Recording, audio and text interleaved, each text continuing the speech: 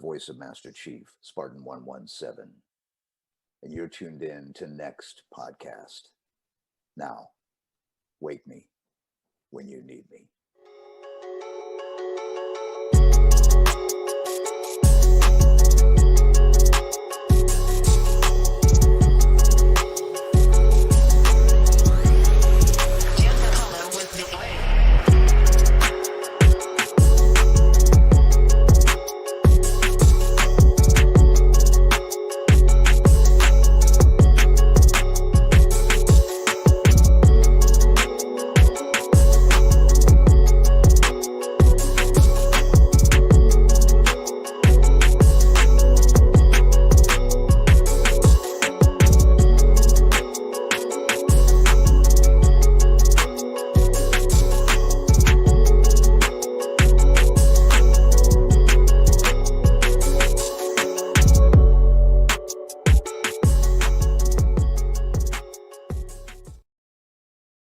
It was like after that, it was like, Yeah, no, Black Panther is legit, but I'm just like, yo, if you think Black Panther is good, man, you gotta check out the new What If with T'Challa taking over Star-Lord. No spoilers, no spoilers though, because guess what, guys, we are live. That is right. Next podcast is live and on the air. What is up, chat? Yo, I thought about it. I was like, oh man, make sure if somebody didn't watch it yet. In the chat, I was like, oh, we don't want to go in and start talking about all that stuff. But what happened? Okay. Yo, what is up, chat? Good to see everybody. Darth Praxis, what is up, bro? Man, it's good to see you in here, as well as everybody else in the chat, guys. We have an awesome show planned tonight. There's some huge topics dropping, like throughout the week, especially today. We definitely got to get into it. I've been excited. Huge all on day. Twitter, but let's be honest. Come on, they're huge on Twitter. I've been excited all day to get into this. Not only on Twitter, we got Digital Foundry letting everybody know what kind of an upgrade you're gonna get with Ghost of Tsushima Director's Cut, because you do have to pay for it, man. So they had to put in all the bells and whistles, right? Tune in to find out. Here we go. Guys, we're gonna get into the intros, man. I'm gonna start with the furthest away from me, and he is really extra dark tonight, man. I don't know what's going on. I don't know if he just doesn't like the topics or if he just does not care anymore. But it is my brother Dark Optimus. What is up, bro? no, I just don't care for you anymore, dude. Still a piece of garbage. Yeah. No, man, I'm happy to be here, dude. It was just a long day. I'm just not in the normal mood, but I'll probably get back into it. Usually the podcast brings me out and makes me happy again, but as soon as you can throw in some crispy slander in there, then you're pretty much you're happy again, man. Especially when we start talking. Especially when we start talking about the Outriders thing. Yeah. Well, it is great to have you on as usual. Every week, man. I can't wait to see what transpires, what comes out of Dark Optimus's mouth, man. It might be an insane night, but let's go to his arch enemy on this show. Anyway, it seems that way because they just go at it. Of course, he is the closest man to me over here in New England, where we are indeed watching a hurricane that might get a little close to Connecticut. Crispy, what is going on, bro? It is cloudy and dark, and it is very scary. But then you think of Dark Optimus, and you say, oh, it's all good. He's sunshine and rainbows over in sunny California, aren't you, buddy? Yeah. So let's get into it. I'm sure by the end of it, he'll probably agree with me in some way, shape, or form, even though he does not want to. When have I ever agreed? You agree with me, you just never say it. But hey, wow. Maybe I'll have you take the L tonight. I think you need to get your head examined, dude. my head has been examined and the brains are all there. How about you, buddy? Brains here we are go, the here we brains go. are definitely there. Here we go. Oh, hi, thanks for checking in. I'm still a piece There of it is. garbage. There it is. That's not for me. I mean, there's all kinds of other stuff he's got for me, but it ain't that. I'm just saying. But it is working. And Crispy mentioned the letter L, and I have to go to the man known as the king of the A button. Some people call him L Mega, but on YouTube it is K Mega. What is going on, bro? K-Mac, the L is stated as legendary. Make sure that if you want to say L Mega, that is absolutely fine because you know the L is for legendary. It's for lame. But- You know it's for lame. Ladies and gentlemen. Don't try to play it off. You got him. We got him. So anyway, it's good to be back. Your face is on me, man. I've been streaming like every day since I got off the vacay. So it's fun. I was playing just before the show. I was playing the franchise, playing Man 22. I was playing the face of the franchise. Cool, slick, but then there's this other mode. The mode I think started last year called the Yard or something like that. Man, that is so fun. That's so slick. It's kind of like it gives you that old school. What was the football game where like Blitz? Is this an intro or a game review? What's that? He said, "Is this an intro or game review?" It's both. Shut your ass up until your turn, sucker. I have returned. So but no, it was really cool, man. So I was like, it was really good. So it's good to be back. You know what I'm saying? GRG tomorrow. Shit's gonna be popping. I'm excited. These topics is gonna be slapping. So it's good to be back as usual. Man. Let's go. Nice, brother. Now, Fred, you can speak now. Well, we are getting to the man who got some devastating news today, and I don't know how he's gonna handle it. All the hard work. I don't know what's going on, but it seems that OnlyFans might be taking porn off their website. Yo, Predator, what is going on? What are you gonna do, bro? Oh, hell no! Guess I'll be going to premium Snapchat or something, or mini vids or something like that. I mean, there's options out there. He's got a plan. He's got a backup plan, man. I'm gonna keep Dark and Christopher Hart happy and let them just keep stroking it to my videos and stuff. So we good. We good, though, but give it to me. happy to be here. Not you, Crispy. You're weird. Especially talking like that. You make my dick soft. That is my purpose. Yes, it is. Yeah, man. Let's get these topics going, man. We got a long night tonight, so a lot of shit to discuss. So let's go. Nice, brother. And again, shout out to the chat. Yo, it's good to see all you guys. I think we've already shocked Darth Praxis a little bit. Dude, you got to tune in more often. You have no idea what happens on this show, man.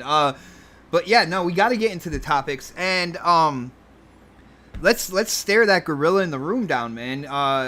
People are talking about Outriders. People Can Fly developers. They came out talking about they haven't gotten any money for their game Outriders yet.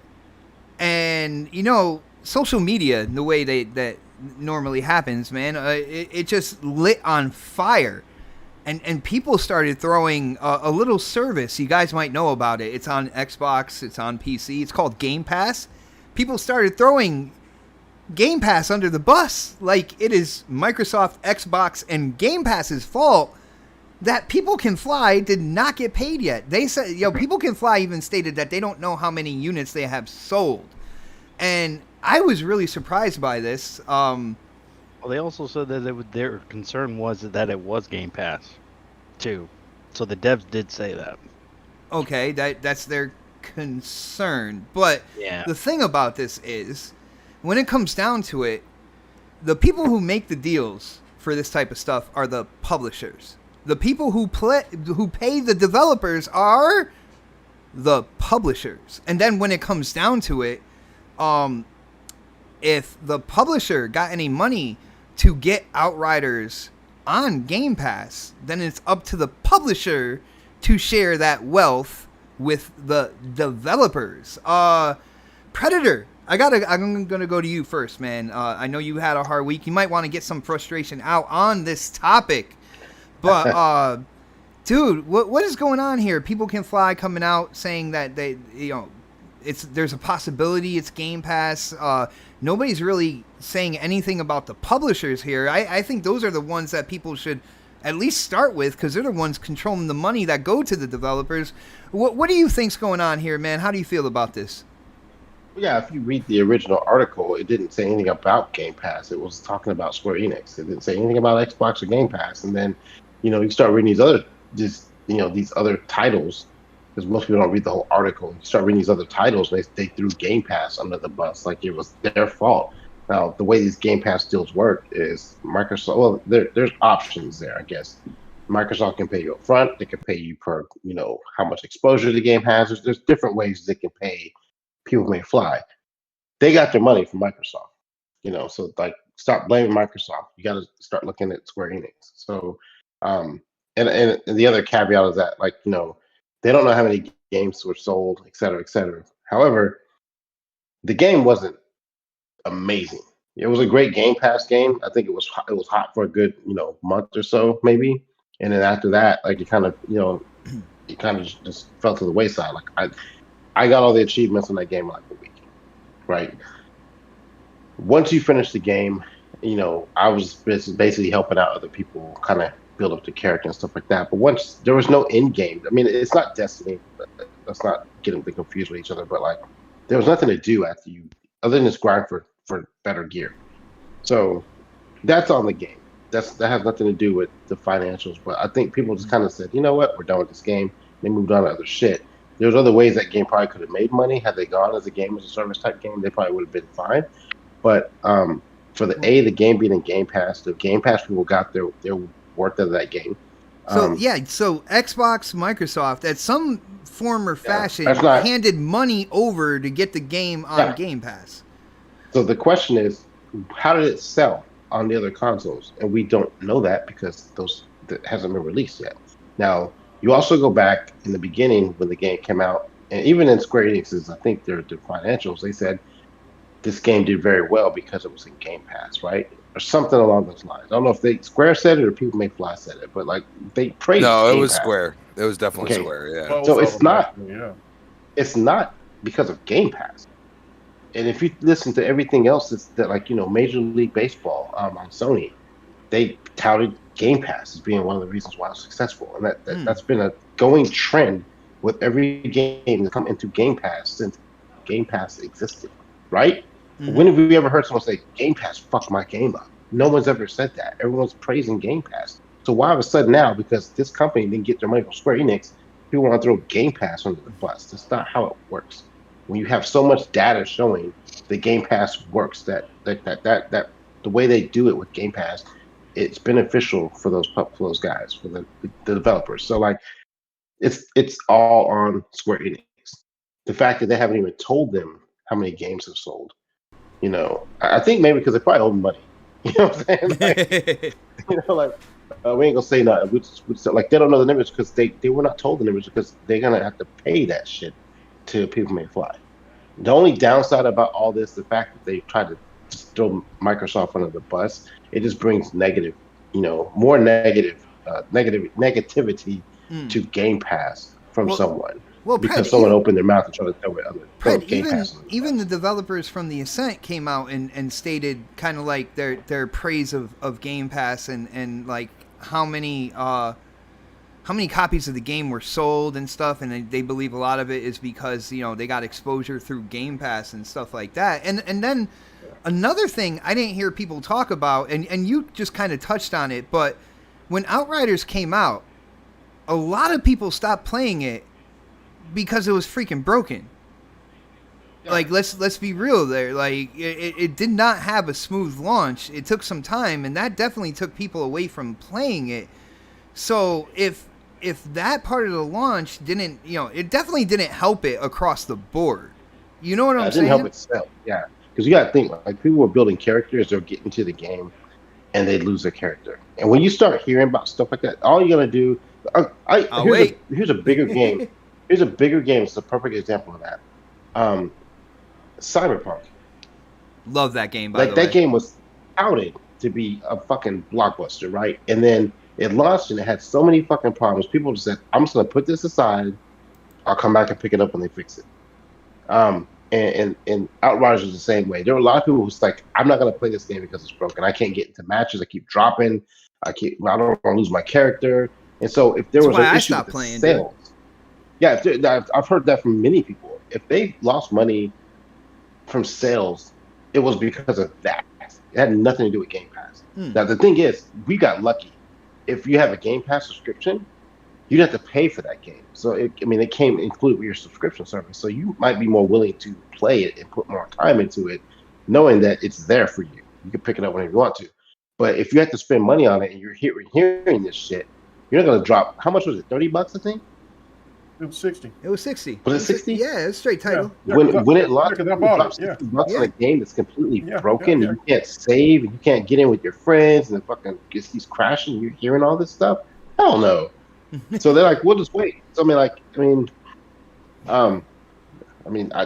all I got. It's got nothing to do with a Game Pass. I don't understand why people are throwing that out. It's crazy. Like and Pred, people ignore all the good stuff that has been said about this service because they want to find any situation where they can throw this service under the bus, even though it is a great deal for gamers. And at the end of the day, we should be about the gamers more than the companies and the corporations. Yo, shout out to Stone King X hitting up that super chat, people. That is right. The super chat works. He says he is here for every show. Keep up the great work. I believe in giving people their flowers when they can see them. Yo, Stone King, thank you so much, brother. And then somebody who is a regular to the super chats, man. I see that blue color right there. It is Sir X-Man. He says he really enjoyed Forza Horizon 3 this weekend. Brother, thank you. Thank you for inviting me, man.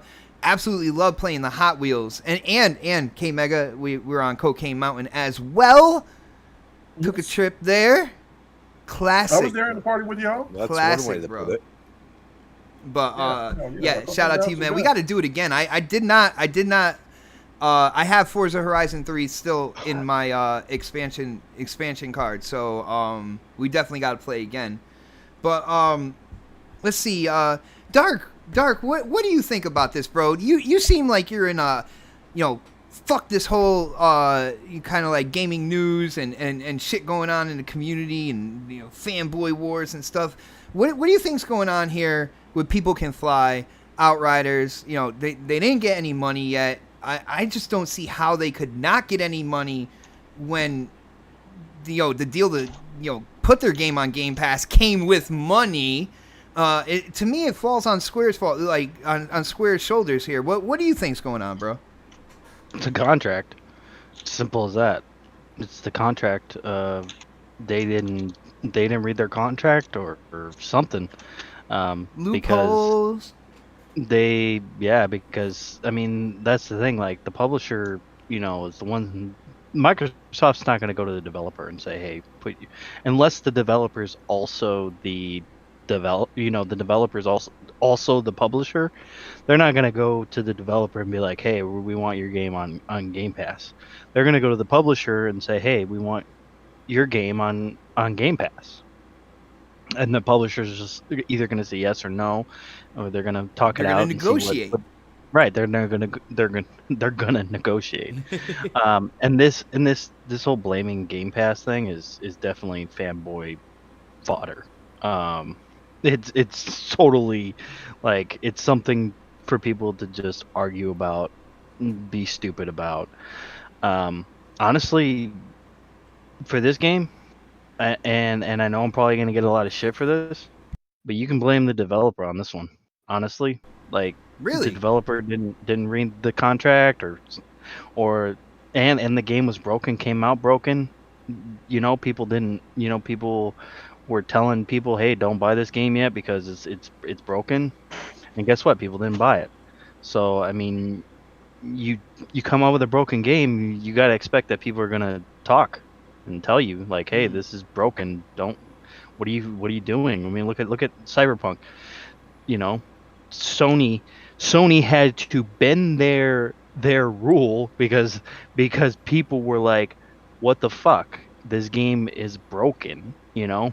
So this one's on the developers on this one, man. And you know, and honestly, I don't feel bad for them at all, to be honest, because they shouldn't have they should have made a better fucking game, dude. Honestly, you know, because you if you played the game, like once you got to a certain point, it just became redundant. It became the same shit over and over and over and over again. You know, there's no fun factor to it towards the end of the game. You know, like the beginning, you're like, oh shit, you know, you get in that honeymoon stage. You're like, oh man, this is so cool. You know, once you get in and you're able to actually get in and play the game, at that, if you're actually able to get in and play the game, you're like, oh man, this is great. You know, and then you get past that honeymoon stage, and that's when you start seeing the cracks. That's when you start seeing all this bullshit that you're having to do, or things that you're like, really, like they could have. Because I mean, if you look at some of the bosses in that game, it's like they're pretty much all the same. Oh, like, damn. You know, like they really are. Like they're not like any different, really. You know, and that's the thing. Like this, they were kind of making it seem like this was going to be like a single player type of game, but a single player looter shooter, you know, like Borderlands, and it completely wasn't. It was something like more along the lines of The Division, you know, something like that. It was a game as a service game, but without the service. Right. Is pretty much what it was. Right, exactly. So I mean, you know, they screwed the pooch on this one.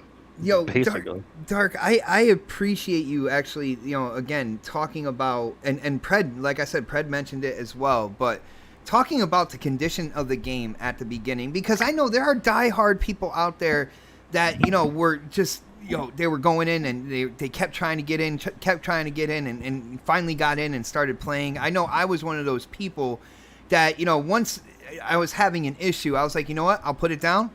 I'm going to wait a while until they fix this stuff. Dude, it took me all of my strength to finish that game.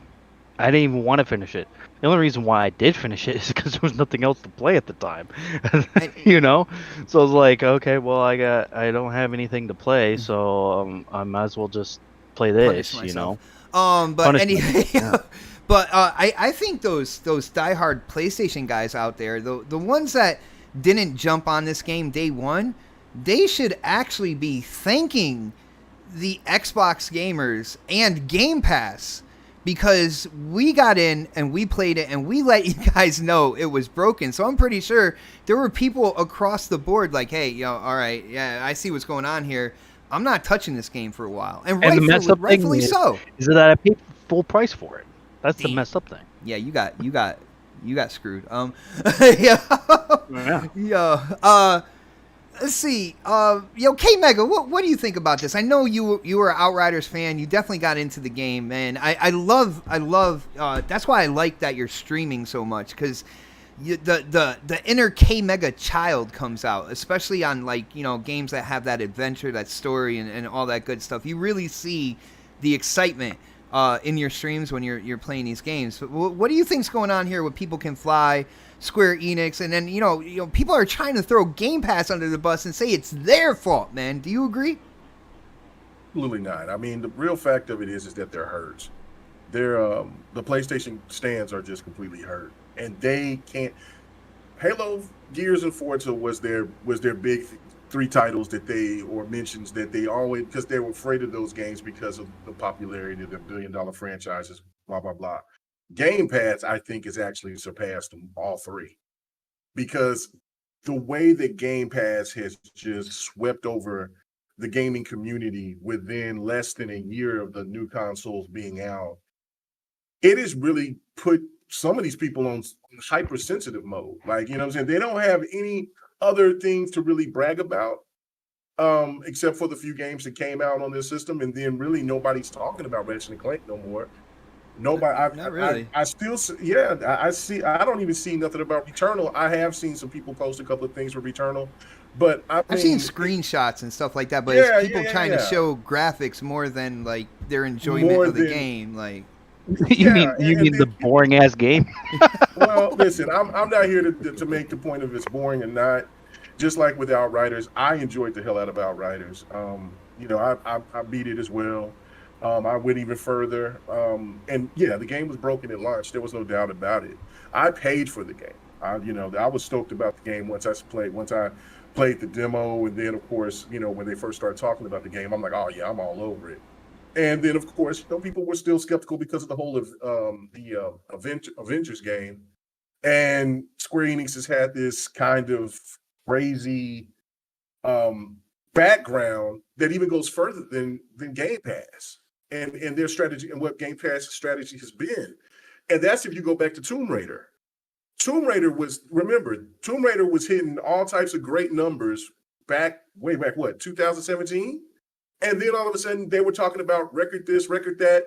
And then they came up with the same situation, saying that the game just didn't push enough sales for them to call it a success. They did that with Nier Automata. They did this, that, they're doing it. Of course, they did it with the Avengers, and now they're doing it with this game. When it's all you got to do is just go Google it up, and you'll see all of the games that I mentioned were successful games. Now, the estimation that not the publisher, but the devs said themselves was like anywhere from 2 to 3 million. So that right there is I agree with Dark on that. Is that, look, you should actually paying attention to your numbers. So therefore, if you want to try to fight for your case, to try to make people feel sorry for you, then you need to know the exact number of how many you said. But they say from 2 to 3 million from at that point, which is fantastic for a new IP.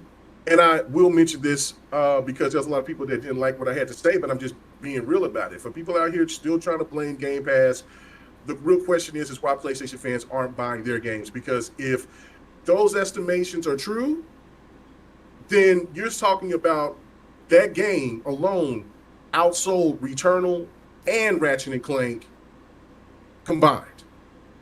That should be what PlayStation fans should be talking about. So instead of sitting here trying to blame Game Pass for anything and everything, because that's just what they do, the real problem is that these guys, they're so angry about eternally about how PlayStation isn't fulfilling their end of the bargain when they spent that $500, and they're looking at the competition and they're saying, damn, all these people are eating good over there, man. They get all these other games, even if they don't have no first party, no true AAA first party titles, except for, I guess you would say, Flight Simulator. But they don't even want to call that a game. No. So, you know what I'm saying? So, even without those bangers, as they call it, they still, I know I hate it too. Xbox is still dominating the airwaves because of what Game Pass is providing and what games are being available on the service and on the Xbox right now. I mean, so this, if anything, this is a testament to the smaller developer, because right now we're looking at Crispy's gameplay. I love that game. I played it until I beat it. I want Xbox to grab these guys as quickly as possible. I think The Ascent should be up there as nominated as one of the games of the year for sure. It be nominated in one of these VGAs or some kind of reward. I'm not saying so much for the game of the year because I still hold that for Scarlet Nexus. But again, it just doesn't make any sense to people to try to go after a service that paid these developers or paid Square Enix. I don't know how that contract worked, if whoever got the bag, but Microsoft did their end of the bargain. Now it's just up to the developers. They should have made a better product in order for people to, for Square Enix to say, look, this is why you get some bonuses, because you did way more than expected for what our projections were. And listen, if you didn't pay, and again, I understand that when somebody comes to you with a bag and say, hey, look, man, we really interested in what you're doing with this game. And then, they're a studio that hasn't really made a big AAA game or a big budget game. And so when you have Square Enix, a huge publisher like that, to come to you and say, look, man, we'll pay for that. you got to read that contract, man. There's no difference in any artist or Nobody anything offers else, man. money You for gotta- nothing, man. yeah. So you got to pay attention to that. So it's a sad situation, but again, people can fly. That's the name of the studio. Look, I enjoyed the game. I know I played afterwards, and it took with these type of games, man. They take a little time, but I think where it hurt it the most is that they're not continuing anything. It's not a service, and I think that they need to maybe restructure, do something, and try to redo the game into a service. And I think a lot more people will jump on the further along this game goes away. But I love the game. I mean, once it started working and everything was right, I loved the hell out of the Outriders. Well, I'm real quick, not mad about my purchase. I got to ask you, because we are talking about Game Pass, right? And Yeah. when you kind of throw out that other games like the Ascent, developers, the publishers, they all kind of love having the game on that service.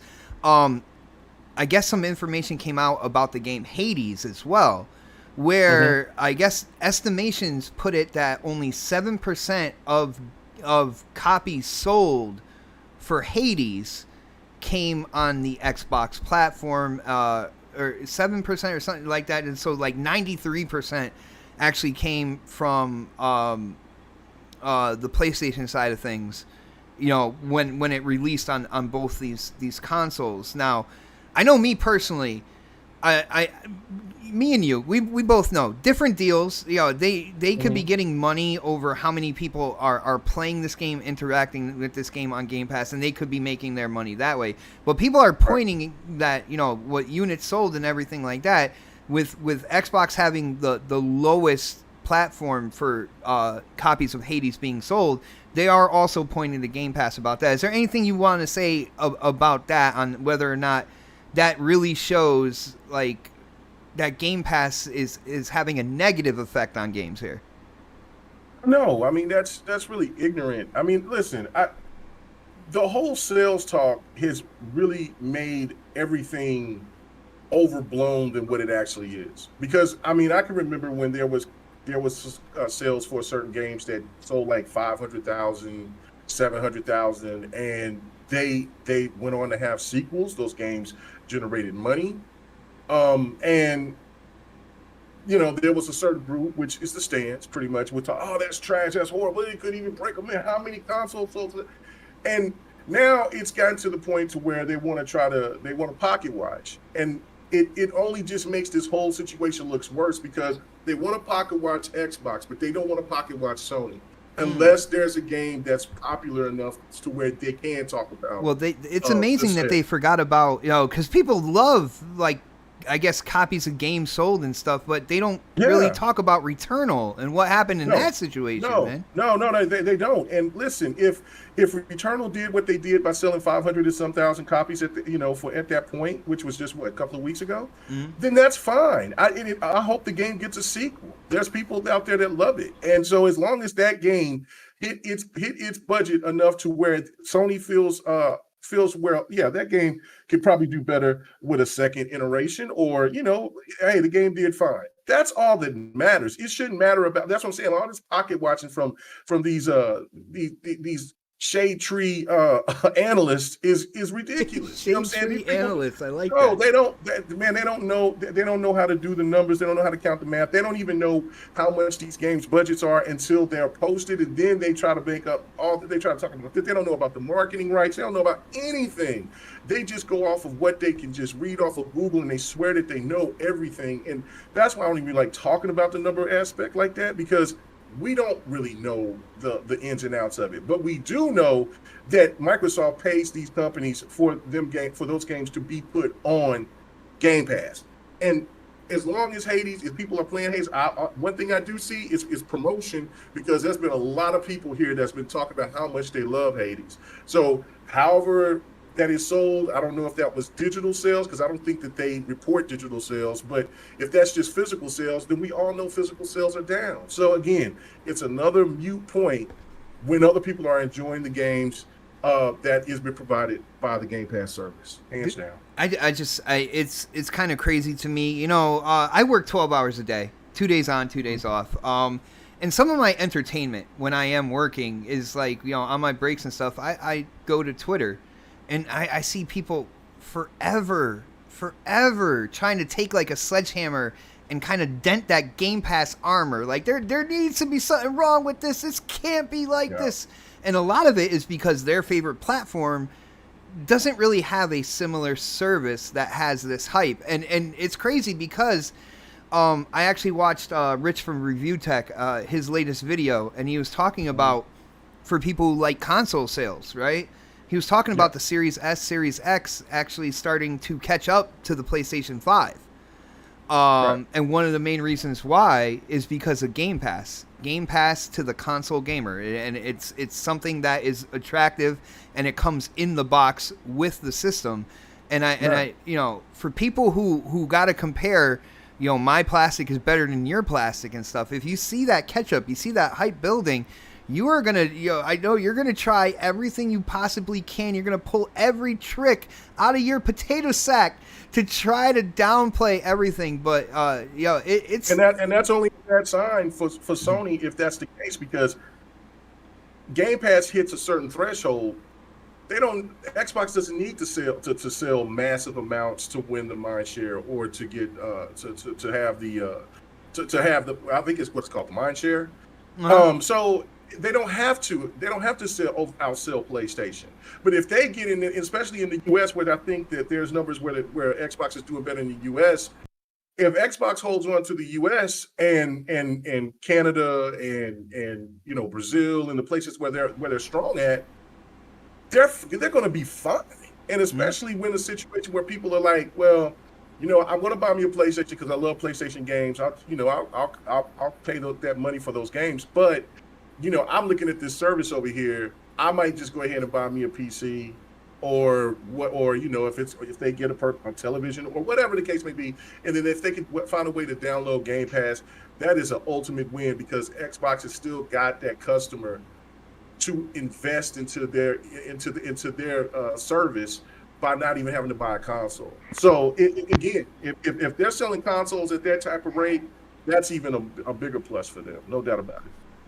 Yeah, no doubt, absolutely insane. But let's shout out Sir X-Man one more time. He's got a couple super chats in here, and I am determined not to miss any for my bro Sir X-Man. He says we have to get Dark to play Forza Horizon 3 with us. Facts. And you know, dude, I'm down. You know, Dark, are you down to play Forza Horizon 3 with me and Sir X-Man, the rest of the crew?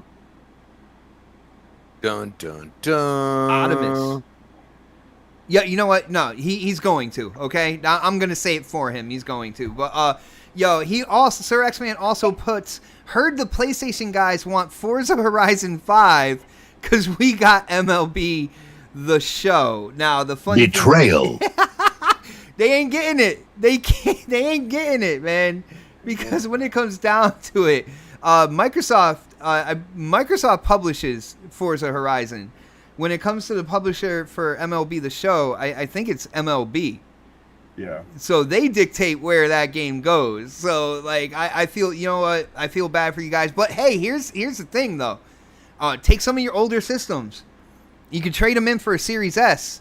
And you can play Forza Horizon 5, no problem. If you got that, if you got older systems lying around, you can trade it in, get a Series S, and you'll be able to play Forza Horizon 5. And Sir X-Man hit up the Super Chat one more time. He says, why don't people come out of Game Pass and go on... Why don't people come out of Game Pass and go on sale, and people buy them because they don't want to give up the game? They never count that. That is true. They don't count when... Say, you know, third-party games go into Game Pass, you know they're going to be in there for a limited time. Whether it's 3 months, whether it's 6 months, a year. Eventually, the game is going to roll out. So with it being in Game Pass and you being a subscriber, when you see that game is about to go out and you want to own it, you can buy it at a discount. And you're right, Sir X-Man. They never count that. Never. And speaking of never counting stuff, never count Crispy Bomb's opinion out, because he is coming in next right now. Crispy, what do you think about this People Can Fly, Outriders? You know, People Can Fly not getting their money. Nobody's really pointing the finger at Square at this point in time, which I find really funny, but they're pointing their fingers at Game Pass. Is this justified, bro? Game Pass is not going to give you royalties. Look at the word I just said, royalties. Okay, that is based off sales. Whatever happened, and they signed a contract. It was based off royalties. Well, royalties are actually based off sales, not necessarily a signed agreement with a subscription service to put that said game into that ecosystem. Okay? Square has probably made bank off of it.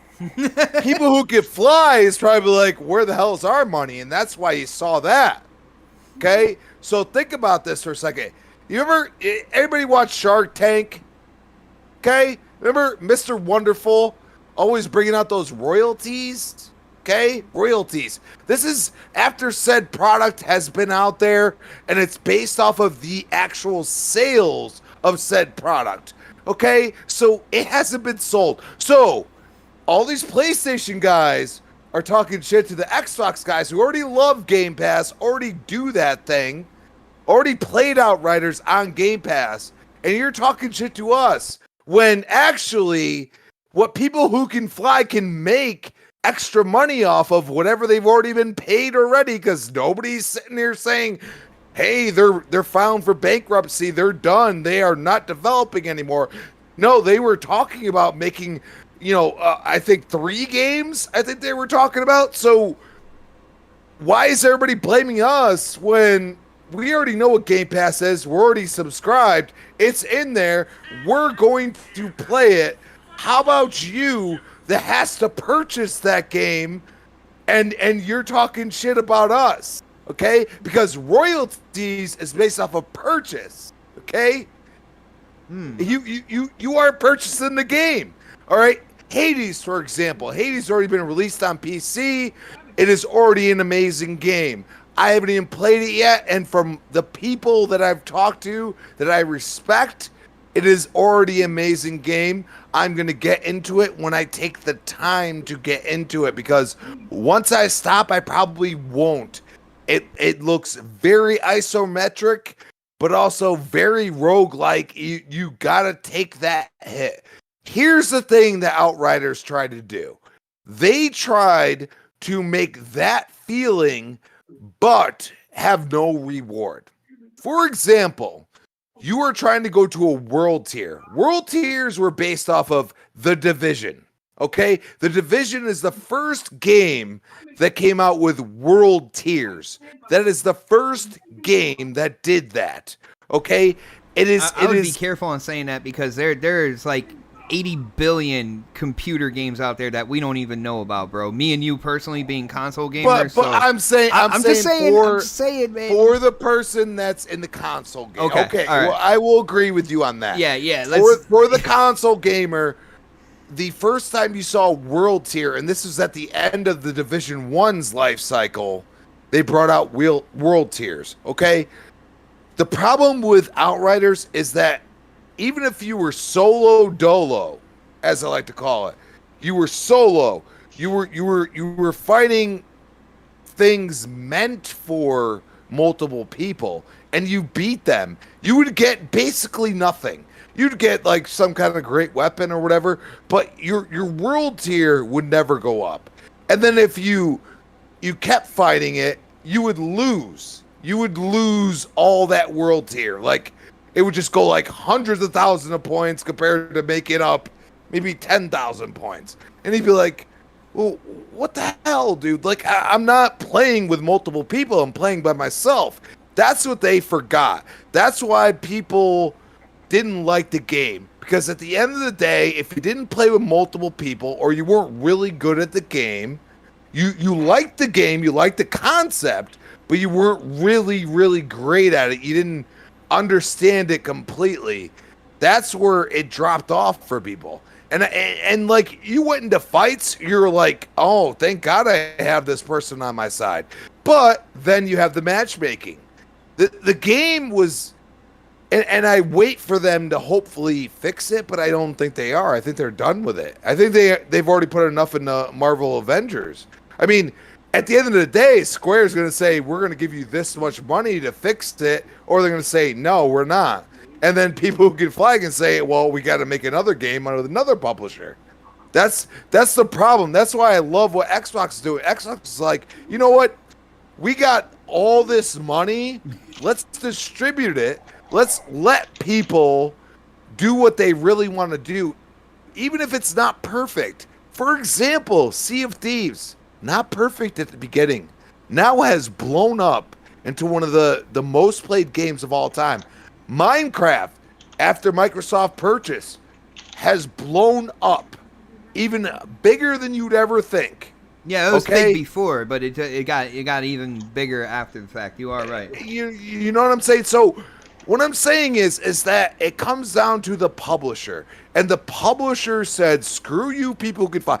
And don't get me wrong, People Who Can Fly was the main developer of Gears Judgment. I hate Gears Guys, Judgment. he did it. He did it. First topic. I hate it. Gears in it. But Bulletstorm was a pretty damn good game. Yeah. Okay? It was fun. So they have the pedigree. And let's be honest, if anybody's played Outriders and played Gears and loves Gears, you know that they basically copied in some way, shape, or form the way the movement is, the way you hit cover, everything else. They basically copied it. And that's where, for somebody like me, it is hard to believe that I'm still not playing that game, because I have gotten to, the highest levels in the division and stuff, and it is not the same as Outriders. And Outriders, they failed. And they only failed at the beginning, it feels like. It hasn't even been out for a year yet. Like, you have the opportunity to make this game great. And you could release a new DLC with extra story for the people that really play the game and really want to, enjoy more of it. And then you can also reinvigorate the people like myself, where I was just like, I can't get anywhere. Like, am I always going to, play by myself? No. But when I do, I expect to at least feel rewarded, and I don't feel they did that. And say that again slowly. He's like, what? He was kind of on a roll. He's like, man, you want me to repeat myself right now? I want him to say he plays with himself. Oh my goodness! He's trying to grab that audio for his OnlyFans. You have until October, Pred. Welcome to the cum zone. No. We are not Welcome to the cum zone. I had to keep talking. Man. But in all seriousness, when you look at what they said, the only word that really I looked at, it's royalty. Okay. And royalties. So imagine, you ever watch Everybody Loves Raymond? You ever watched, a Family Matters, stuff like that. So the people that were involved in that get royalties, even 15, 20 years later. So for them to call that out now, so for them to call that out now, that is like a red flag to me. That's like, okay, so you signed up this contract that says royalties are involved. I mean, 10 years down the road, if you're able to support this game, like Destiny, for example, like I know people that still play the original Destiny. You know what I mean? Yeah. That's a royalty. Like 10 years, 15 years down the, that's a royalty. For you to be asking this now, you messed up in the contract you signed. I'm sorry. Because a lot of times you go and watch Shark Tank enough, Mr. Wonderful will be like, I'll give you a 0.5% royalty plus $1 million right off rip. But I always get that 0.5% royalty because he knows your product is going to do well enough. Well, eventually he does absolutely nothing and he gets that 0.5% royalty. So, whatever the contract was with Square and People Who Can Fly, they said, oh, you know what? This is perfect. We're going to make money off this. This is a games as a service game, but, we got to make money down the road somehow. So for them to ask for royalties right now is kind of absurd. Unless you're a PlayStation gamer who couldn't get it on Game Pass. Then you go and say, well, you didn't purchase it. You didn't like it enough. Guess what? That's a you problem, bro.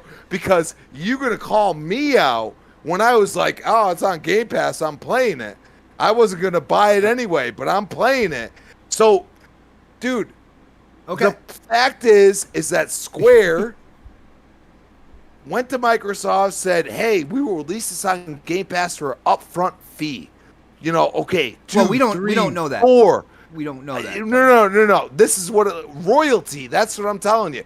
And then they already had the contract with people who can fly. It was like, oh, you get royalties? Okay, well, we're just gonna get this upfront money real quick. Royalties are based off of our actual sales. Crispy. All right. What you're saying there is kind of what I agree with. I think that, you know, when the developer made the deal with the publisher, and then the publisher went ahead and made the deal with Game Pass, I think because Square Enix does have a history of doing stuff like this, I think they kind of made the deal to cater towards themselves and kind of like screw the developer.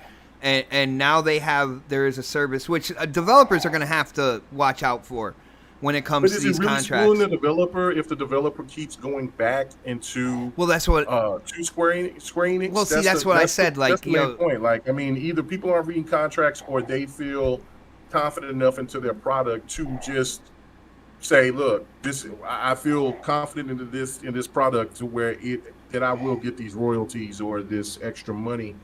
And go from there, because I mean I'm pretty sure it's stated in the contract.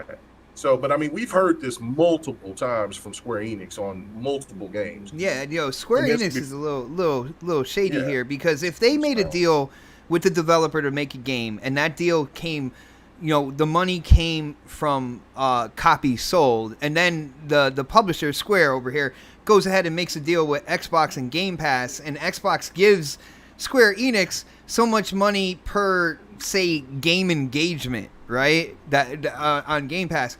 Now all of a sudden Square is not liable to give the developer any money when it comes to the engagement in that deal with Game Pass. You see what I'm saying? And I think that's... And let's not forget what I read, okay? Not completely, you know, eliminating Game Pass.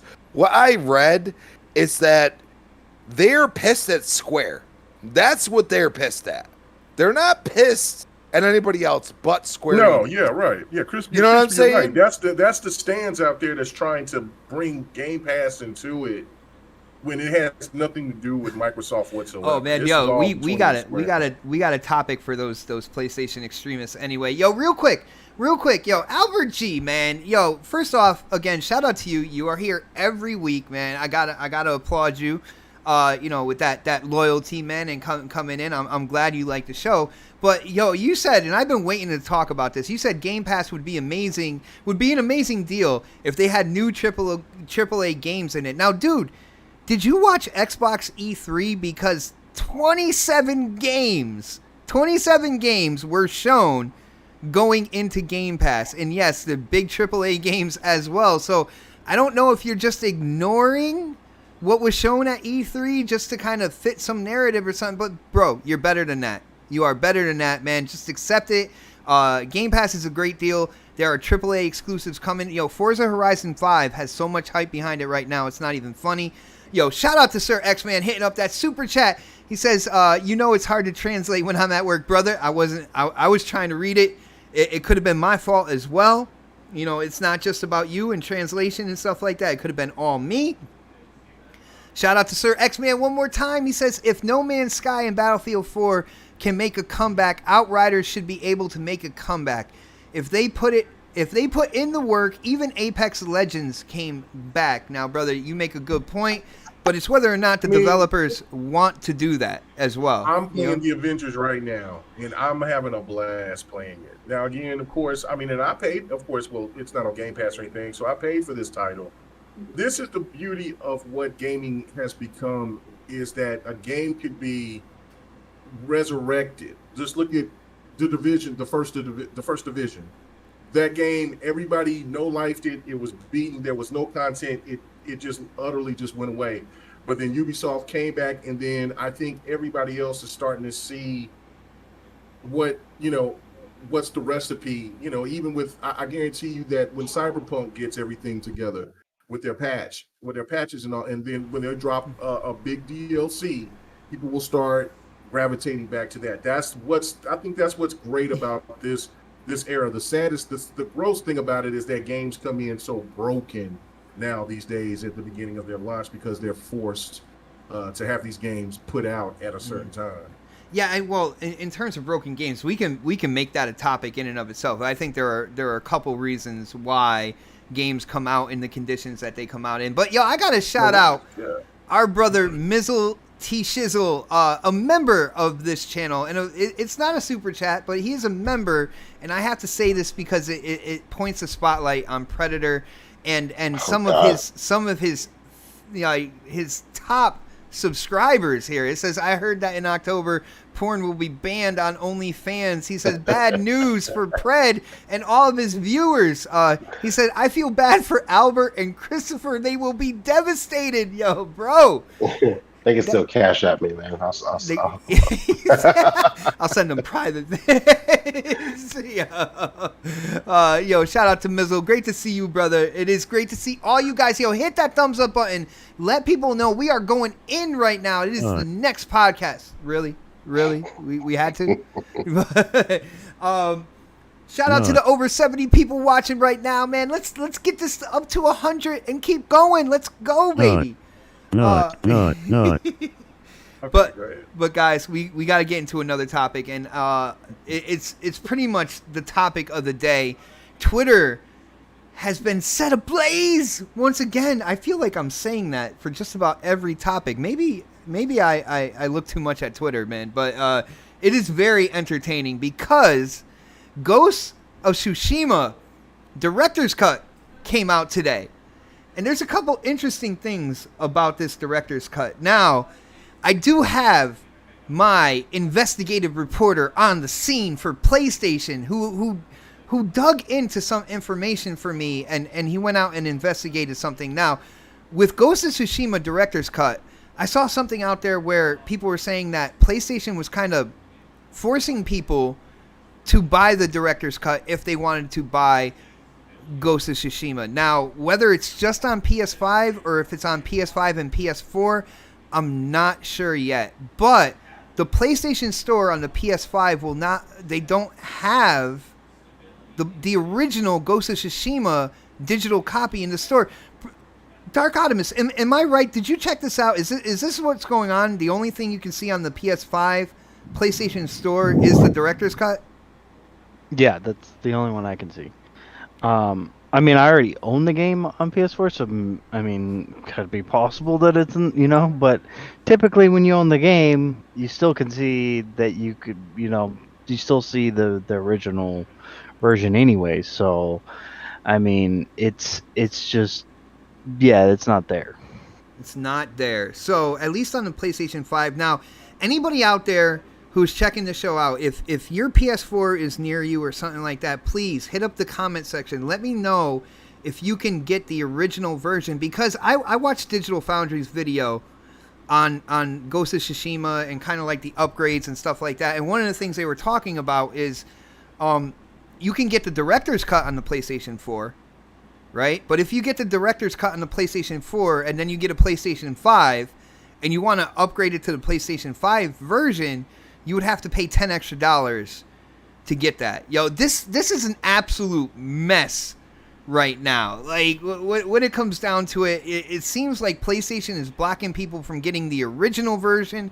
They're forcing people to get the director's cut. If you're on PlayStation 4, you get the director's cut. You still got to pay for the PlayStation 5 version when you get it. It's been an absolute mess, and there's more to come than that. But I want to hear what people on the panel, their opinions on kind of being blocked out of the original version. At least I know for certain on the PS5, but possibly on the PS4 too. And I don't know, Dark, you were rolling with it right there. What do you think about this, bro? Do you think this is just business, or do you think this is fair, unfair? What do you think's going on, man? I think it's just business. I mean, that's what they're doing. They're gonna do what they're gonna do, man. There's Where'd he go? Oh, can you hear me? you blacked out for like 4 seconds. You hear me now? Huh? You blacked Oh. out for 4 seconds, but you are back, sir. But yeah, I mean, it's just not, that's the thing with PlayStation. Like they don't really listen to people. They're just kind of like, oh yeah, we're gonna just go do what we want to do. They're not gonna, as much as people can bitch and moan about things, they're not gonna listen to it. So yeah, I mean, they have already decided, hey, this is how we're gonna, put this game out there, and and then that's the thing. I was actually gonna play. I was actually gonna buy it actually but I'm like, I can wait for the DLC because I heard that it's only like 6 hours of story stuff. So I'm like, Well, according to but Crap with- Gamer, it's 17 hours. yeah, if you play like the side quest stuff and things like Okay. that, yeah.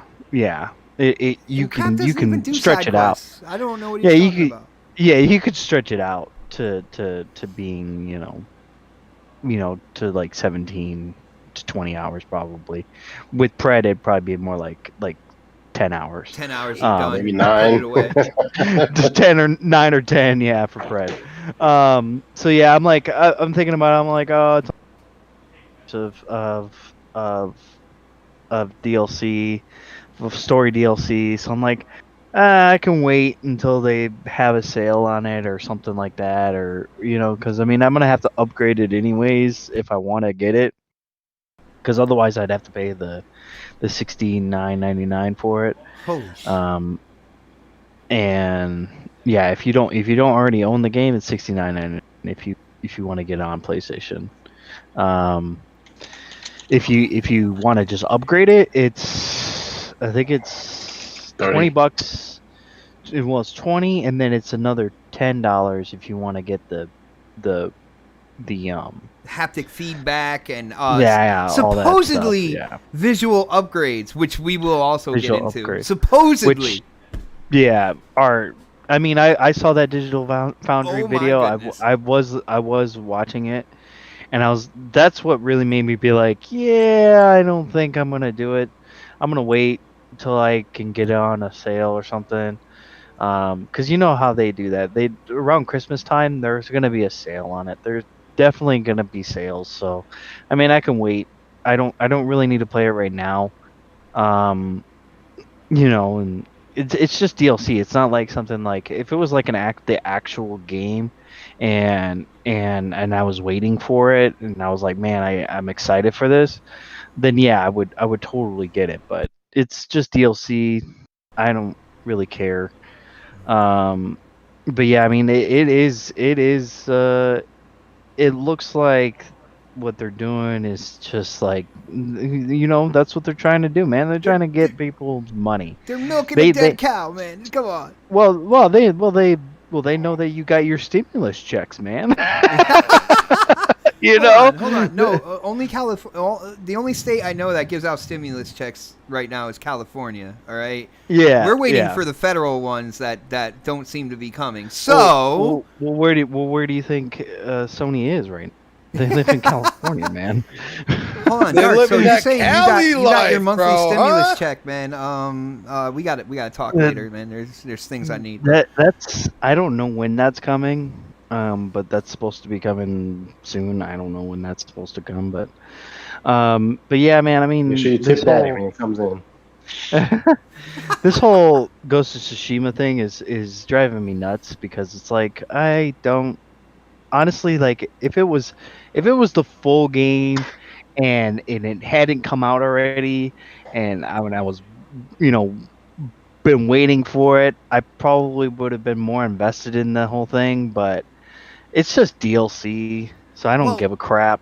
Yo, Doug, for people who, just got a PS5, they didn't have a PS4, didn't have Ghost of Tsushima, all that good stuff, paying for the game brand new with DLC, I don't see a problem with that, all right? But in terms of supporting the people that supported you, giving back to the people who give to you, You know, I know, you know, corporations, businesses, it's about how much money they can make, but there is a little give and take in that as well, because there is, you know, a little give back at points in time to kind of, as like, you know, a positive gesture that, you know, we appreciate your purchase and you coming over here and spending your money here. And that's where, with these upgrades that you have to pay for and stuff like that on PlayStation, I think that's where PlayStation is really screwing things up. And you can see there's PlayStation gamers that are fairly pissed off about what PlayStation is doing with these PS4 games and having to buy the upgrades, and they're just using the label Director's Cut and throwing some DLC in there to be like, hey, what are you talking about? It's new content, you know? It's what it is. Right. Yeah, I don't get the like the reason as to why they had to make it into a director's cut, because I mean, it already, because it looks like from what Digital Foundry was saying that it's really no improvements. All right, not yet. You're blowing your load too early on that, man. Well, okay, so let me move on to the next person. Before that, let me hit up that super chat and Dragon Heart Yobi. He said next podcast featuring Xbot 448. Then he tries to go in on me. He says K Mega still ain't got his check for his work. Hold up, wait a minute, something ain't right, brother. What are you talking about? Hold up, wait a minute. That ain't right. Yeah. Hey, I did pretty good. On that, man. I'm kind of proud of myself on that. Yo, Dragonheart, thank you so much for the support, bro. Thank you for the support for paying Bot but not paying me. He paid you. He paid me to tell me to pay you. Like, you are fake news. Yeah, that's where we at right now. This is what happens in 2021. That's that new flavor. Thank you, Yobi. I appreciate it. Shout out to Yobi, man. Shout out to the chat, guys. You are absolutely insane. Absolutely love hanging out with you guys every Thursday. Now, let's go to Predator on this one. Pred, dude, what do you think here? Sony possibly blocking people from picking up the original PS4. Say you have a PS5. This is what I thought would happen. You have a PS5 in the digital store.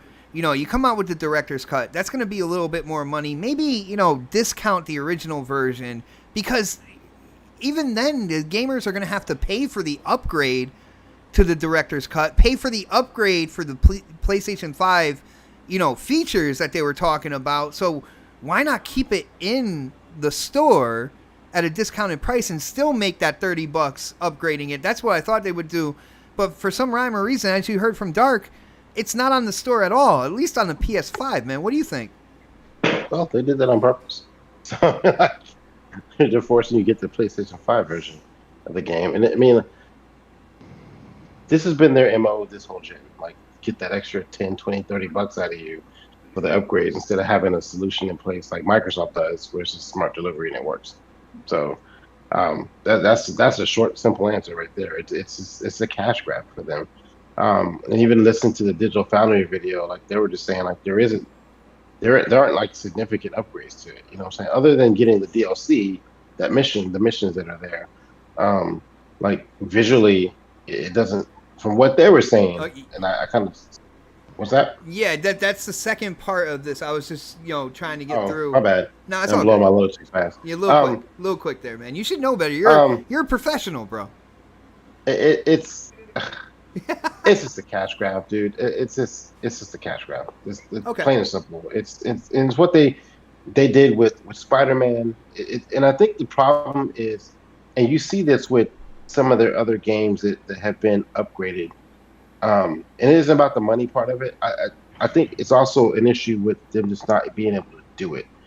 What was the game that Microsoft has recently that was upgraded and they're skipping PlayStation? It just happened. 2? What's that? Psychonauts 2 said Well, I think Psychonauts is having an issue. Well, it's like when they're going from the last gen and upgrading the game on this gen, Microsoft has no problem getting it right. Obviously, they got smart delivery. But it seems like a lot of the games that have done this have a problem with the PlayStation side of it, and they either skip it or just like it's a clusterfuck. Like you gotta go back and take this save, revert it this way, and scratch a monkey and pull your balls well, out. Digital Foundry Like, said that they're finally fixing the whole bringing your saves over to the PlayStation 5. But it's not seamless though. It's still, you still gotta put some work into it. Oh, It yeah. isn't just pop the game and go. It's something that's built inside their architecture. It doesn't allow it. I don't know what it is. It just adds like extra steps to it, you know. And I've seen in the past, I cannot think of the name of the game, but it just happened recently where they like, we're just gonna skip it. We're gonna skip the PlayStation on this one, you know, like because they don't feel like dealing with it. And I think it was a Microsoft game, and it's gonna kill me thinking about this. Someone will probably tell me in chat here in a minute. Or I'll have to look it up when you other guys are talking and post it in chat. But like it's something with even the PlayStation games can't do it. Like they have to charge you for it. And part of that is the cash grab aspect of it, but part of it is it's not an easy task to do. It seems like. So I prefer the Xbox way of doing things. It's you know, here's some DLC, you pay for it, and it works no matter what system you're on. If you're on a Series X or a Series S, or you're on the OG Xbox and you get a new console, it just works. And this shit is just fucking stupid and confusing as fuck. It's been like this whole generation when it comes to their upgraded games. You know, it's just stupid. Just figure out fucking smart delivery. You know, like figure it out. How hard is it? You're engineers. Put Mark Cerny out there and let him blow in your ears. And if you want to blow in your controller for Ghost of Tsushima Director's Cut, you better be prepared to at least spend $10 extra, man. Yo, Crispy, real quick on this. What do you think about the possibility here of PlayStation kind of blocking out people from purchasing the original digital copy of Ghost of Tsushima? Because I've had people in the DMs, they're like, well, you can still buy a digital. Somebody sent me a link to, or you still buy physical. They sent me a link to Amazon. I'm like, that's not the point. This is PlayStation Store, and all of a sudden, the original copy of Ghost of Tsushima has disappeared. But they have the director's cut and the upgrade available, no problem, man. What do you think about this, bro? I mean, are we surprised? I am a little, actually. Like, I really am. No. No, I'm not. No. Let's think about this for a second, okay? They have ran with this for years upon years. You're gonna get a Last of Us 1 and probably a Last of Us 2 with the multiplayer, I'm gonna put quotes around it, multiplayer involved there, and they're probably gonna charge you full price. Okay, and if you have the game, they're gonna make it as complicated as this. To transfer your PS4 save to Ghost of Tsushima Director's Cut on PS5, have it in your PS5 storage to select transfer PS4 console save. On the menu, we recommend downloading the latest patch first. Why would you put that? We would recommend after you already said to do one thing. That just ridiculous.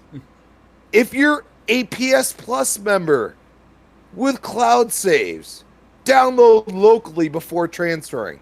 So, hey, I mean, you know, I'm the type of person like, hey, I forgot that I subscribed to this or that. You know, like Apple like still charges me money because I'm part of their cloud saves. Okay? But let's say you do one or the other before you're supposed to. I think people are going to be pissed. Okay? Also, why are you treating this like a brand new game? And it just came out. Why? Okay?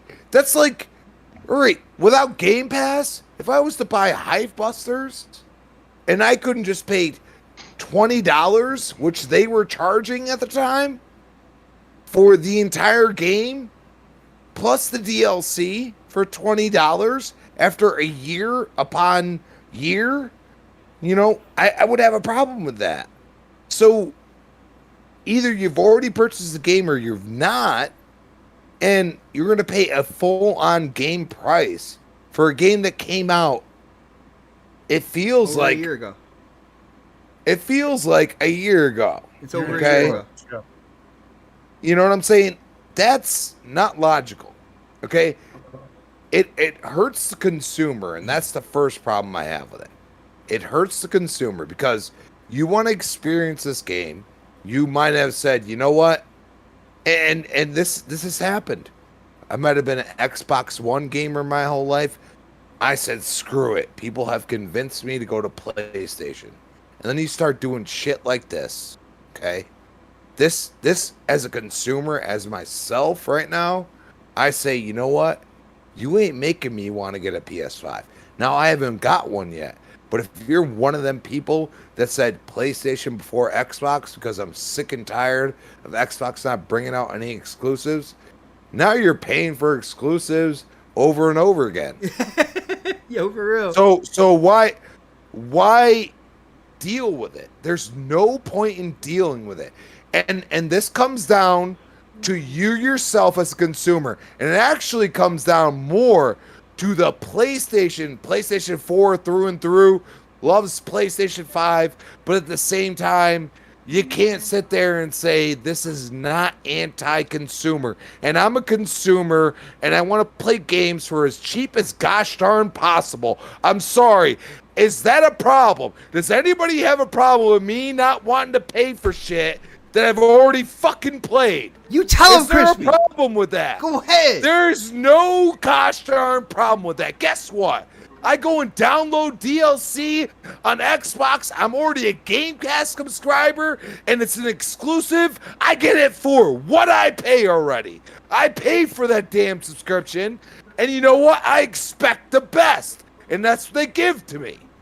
And you know what? They're not overcharging people that refuse to do that. So explain to me why this is not a problem for you PlayStation gamers that keep talking shit to us about Game Pass.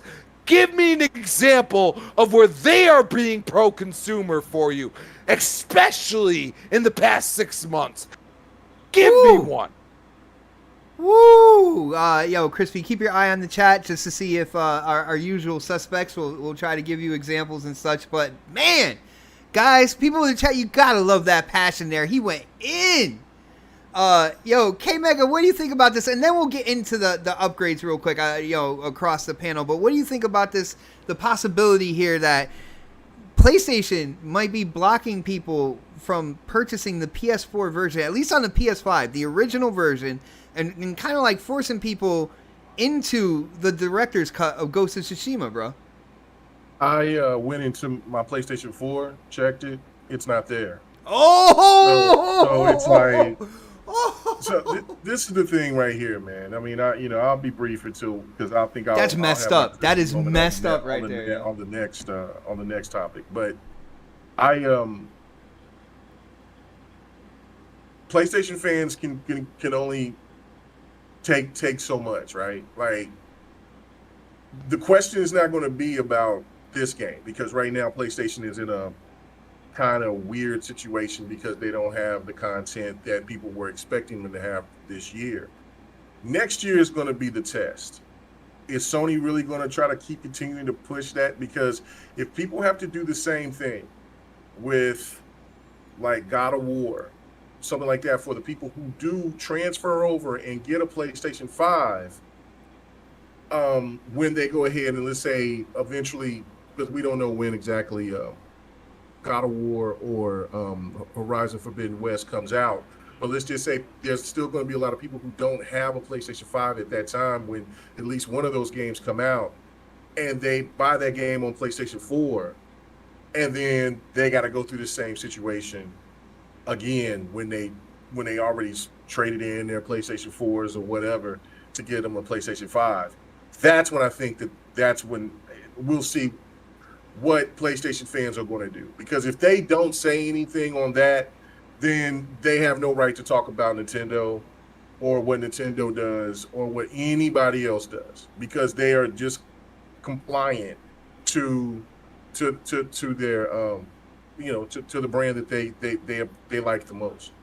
That is would be absolutely ridiculous. I am not going to purchase that game after I spent $80 on Ghost of Tsushima just last year. And how I look at it is that, look, you want me to pay an additional $20 for a game that I already paid an additional $20 when I got this game to pay $100, which is $40 from the retail price that the actual game was. I was showing support to the developer, and you know what I'm saying, by putting it to spending my hard-earned dollars. It's not enough support, bro. Not enough support.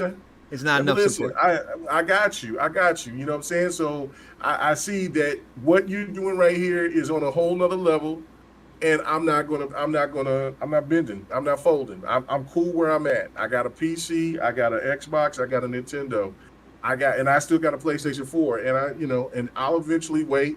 You'll get desperate and put that game out there on a Black Friday or maybe sometime next year, and it'll be $8.99 and $9.99, and I'll cop it then. You know what I'm saying? But other than that, no, I'm not rolling with that. I think that PlayStation fans, we'll find out what PlayStation fans do if they do this same type of trick with God of War and for Horizon Forbidden West, or even other titles that people want to get when they transfer over. I got you, bro. I got you. Yo, shout out to DJ Berto Doss hitting up that super chat. He said, God damn, Crispy. Easy, bro. You're going to burst a vein. Yo, shout out to you, bro. Yeah. Yo, Crispy will go from 0 to 100 in no time flat. You guys should already know that. Yo, Ice Queen, what is going on? She said, hey, Xbox 448, I don't have a PS5 yet, as I'm still saving up, and I basically haven't played Ghost of Tsushima, and when I do, I guess I get a PS5. I will get Ghost of Tsushima. Yo, Ice Queen, again, when it comes to somebody who has never played the game before, all right, you're just getting into the PlayStation 5 ecosystem, stuff like that, then I can see that. You know what I'm saying? Because you paid $10 less than I did. You know what I'm saying, when I bought it on PlayStation 4. So yeah, you that's a good deal. If you get it for $70 and you never played it, you're in a good spot. Yeah. So shout out to you. I hope you enjoy it when you get it. I know these new consoles, man, they are hard to come by. Maybe you would think about getting a Series S. You'd be matching with me. I'm just saying, throwing it out there. But all right. So we went through that. Now let's get into what you're paying for real quick. And then, we'll be done with this subject. But what you're paying for real quick. When it comes to graphics, guys, it's pretty much the same game. Foliage and stuff that pops in the same distance on the director's cut with the PS5 upgrade as the PS4 game. Every once in a while, and Digital Foundry said this was rare, you would see texture quality enhancement. You'll see an improvement in texture quality with very little things in the game. And it's not just overall texture quality. You have an upgraded resolution, and then you have the controller features, and that's it. Like, no ray tracing, no improvement on textures overall. I'm sorry, this is absolutely... I cannot believe people are defending this out there on Twitter and Facebook. It's comical. Yo, I cannot believe that there is nobody out there actually saying, what the hell are you doing? I am not buying that. Yo, I see these hardcore PlayStation guys championing this. These are the same people that said that old generation consoles were going to hold back new generation. And of course, they were talking about Xbox on that, because Xbox was upfront and said, yeah, we're going to support the Xbox One, for a couple years into the Series generation. And people were like, oh, they're going to hold the games. So, I ended with K-Mega. Let me start with K-Mega on this, and we'll go down. K-Mega, is this a case of the PlayStation 4 holding back the PlayStation 5? Is this ridiculous in your opinion, bro? This is disgraceful. This is a slap in the face to the consumer, because what they're saying is that you're dumb. You're an idiot. Go ahead and buy this game because you are a PlayStation nut hugger. That's all they're saying. That is, I'm not Did he even. just say nut hugger? Yes, he did. Hugger.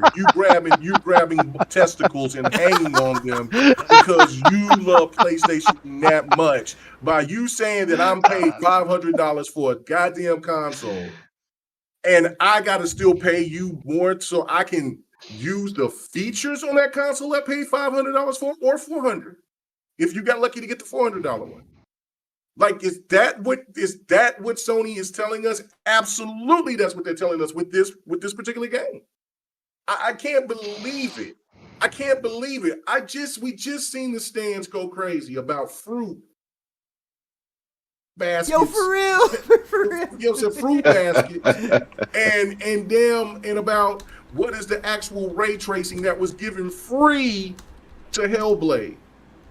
They were acting a damn fool over is this actual true greatness ray tracing that was given free to the Xbox consumer. But yet on the other hand, they're over here not opening their mouths, putting their head in the sand, talking about, not even mentioning about the fact that, oh, well, this game, man, they just gave us a port. They didn't do shit. They didn't do a damn thing. They just threw a port at you with some DLC. Is that worth it? Is that? Oh, and 3-second load times. 3 second. My bad. 3-second load times.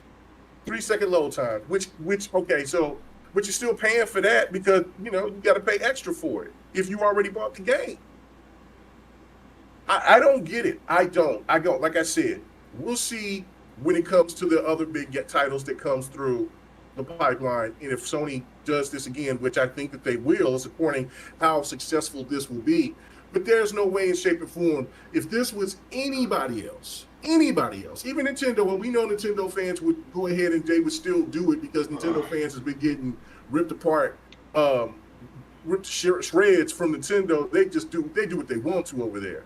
But we're at this point now where PlayStation is just basically telling their fan base, listen, you're going to do what we want you to do or else.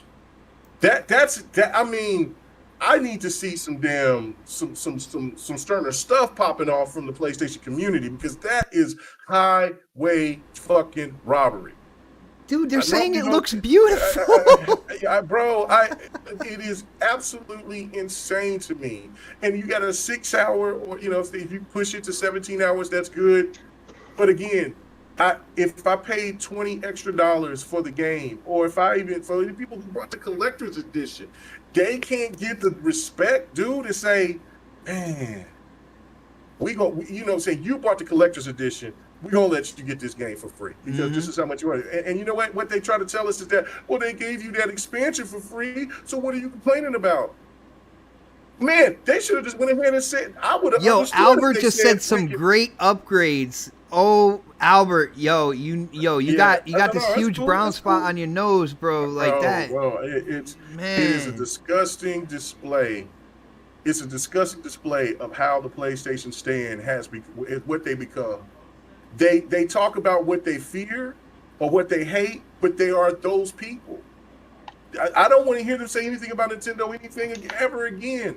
I don't want to hear them say anything about Xbox and about anything that feels talking about VR. I know that, but people don't need to even pay attention to them. They have been so wrong this generation. Just for the last 5 years, they have been so off the mark. The only thing they were right about is that the PlayStation dominated Xbox in sales. That's it, and that they had well-renowned games over Xbox. That's the only two things they've been right about. We've been saying this for years about, listen, it's all about value. It's all about how people, it's going to, and I've said this, I've said this.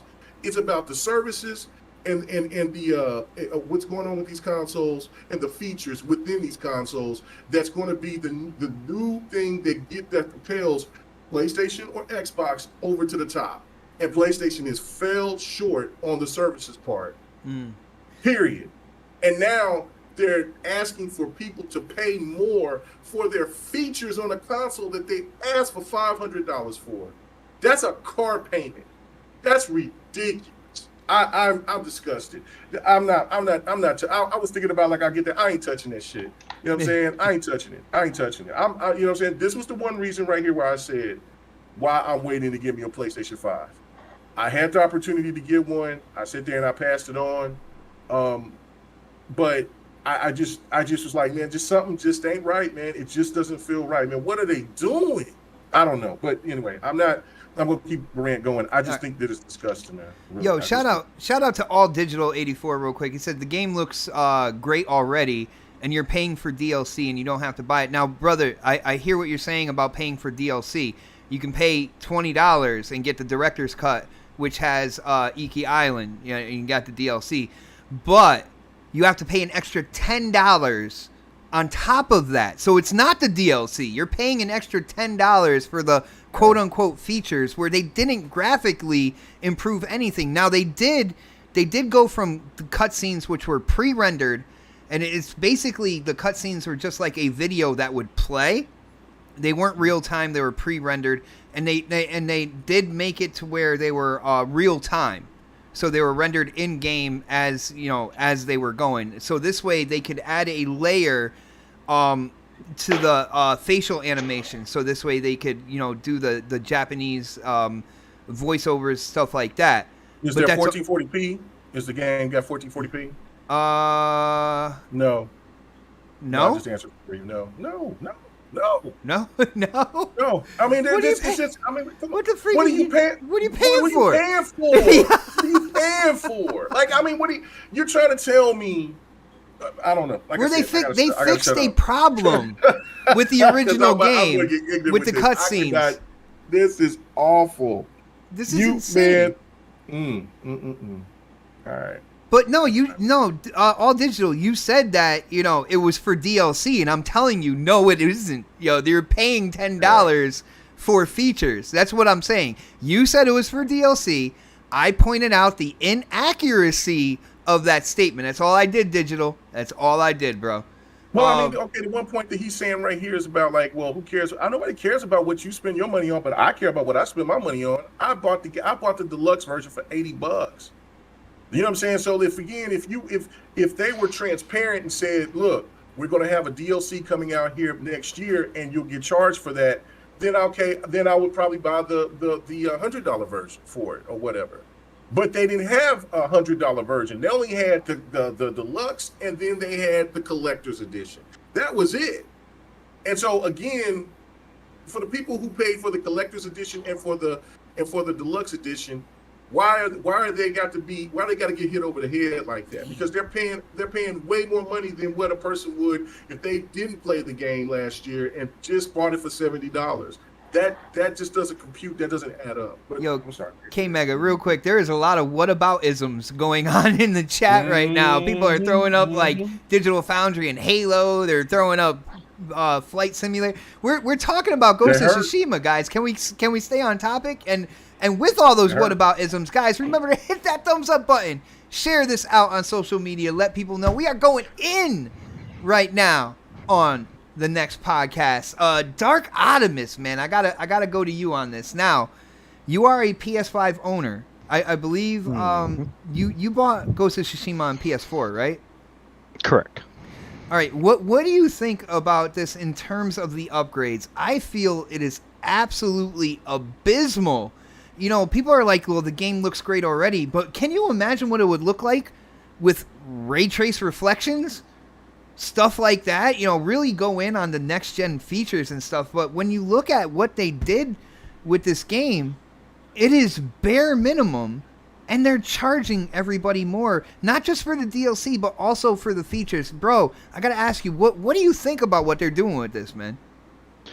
Yeah, the only thing, the real thing that sucks about it is that in order to get the PS5 version of the game, you have to upgrade that $10. You can't, if you just buy the $20, like if you just buy that, you're just gonna get the DLC and it's gonna be the PS4 version of the game. So you're not gonna get any of it's not gonna be the PS5 version or anything like that. So it's like, I'm confused as to why they, I understand why they did it because I'm just confused as to how they did it. Because it's like, what did you do? Why did you do this? Like Like it's just so. It just, to me, it doesn't make any sense for them to even do it like that. Like it's so weird. It's nickel and diamond, bro. It's nickel and diamond. Let's be real. Yeah, it's nickel and diamond. And it's kind of like, well, that's why I said I'm not getting it until it's on sale. Because I'm not paying $30 for what I've seen and Brother, for what. why not just pay the $20 if you want the DLC and just keep it without the I mean, I could do PS5 that. features? I can do that, but I'm gonna still wait. It's on sale, I'm not gonna get it right now because honestly, I mean, it's just DLC. Like, to me, that's like, it's like, oh, okay, like I'm not big on DLC. I've never been big on DLC. I've never been one to be like, oh yeah, I gotta get that DLC, man. Holy shit, Never been like that at all. The only thing I'm like that with is probably one of the two Forza Horizon packs that come out with a new Forza Horizon. That makes sense. And then car packs. I got this thing about car packs in Forza Motorsport and Horizon, especially if there are a bunch of them that I do want in that pack. But other than I will say I was excited for the Spider-Man DLC, but I already purchased that when I bought the fucking game. Oh, you're talking Miles Morales, right? Because that's basically DLC. No, not that one. I'm talking about the Spider-Man, the original. Oh, I got you. The one with I know what you're saying. There was two of them, right? That came out. There was three. There was three DLCs, and that I really cared. I cared about it at that point because I was like, well, I already, because I already put money in it already, So I was like, I didn't have to pay extra to get the, and I kind of feel for Mega here because it's like, dude, you paid for the fucking deluxe edition, like like, and then a year later they're like, oh yeah, here's a new DLC, it's like, that's really bullshit right there, man. Like, for people who paid like $80, they're like, no, we need more. We need more. Yeah, and it's not. It should have been game of the year. It was a fucking great game, but I'm not here's doing the thing. that. Here's the thing. People need to differentiate that we're not saying that it's a bad game. No, what we're saying is a bad practice. Thank you. Of how they're going about doing this. It really is. It's not right to us as gamers, because we're the consumer. We're the ones who are paying them to fucking do this stuff. And the way that they're treating us by this how they're doing this, it's a slap in the face. It's like, what the why? Like,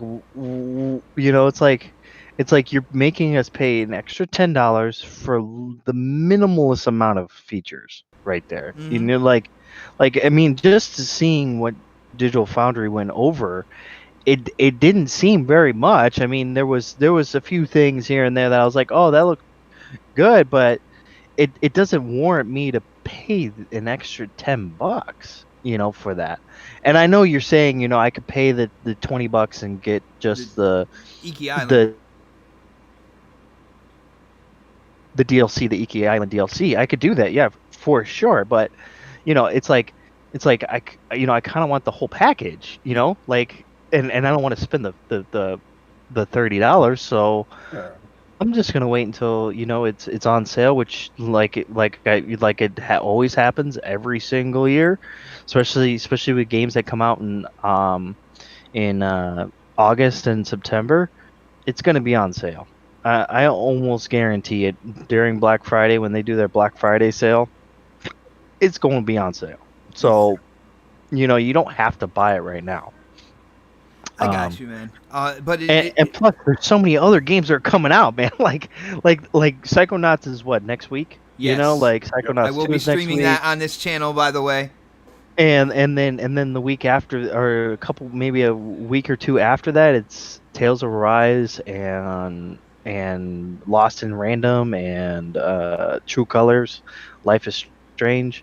So, well, for me, like True Colors. speaking True just Colors for is me. What? interesting. 12 minutes is out now, isn't it? Well, Yeah. 12 minutes is out now, but I'm not a point and click kind of person, so I'm not playing that fucking game. Even though it's on Game Pass, I know it's on there, but I'm not playing that game. Dark, I can't. how do you like the gameplay going on Death's Door right now? Oh yeah, dude. That's a fucking amazing It's game. a beast game. Yo, shout out to RG Viper X hooking me up, bro. Absolutely, shout out. absolutely a Love this masterpiece of a game. Yes. Like honestly, it is hands shout out down. to JB Bash for hooking me up with that game too, man. No doubt. Honestly, I would say right now that's probably a good contender for game of the Dude, it makes me feel like it makes me feel how I felt with Ori. Yeah. You know what I'm saying? I know they're different games and stuff, but I get that same feeling, dude, I am having a blast playing it, and it is not easy, people. It is not easy, which is good, man. You got to challenge yourself, Yeah, and it's not as hard as Dark Souls either. It's definitely kind of in the middle with that. Yeah, it's tough.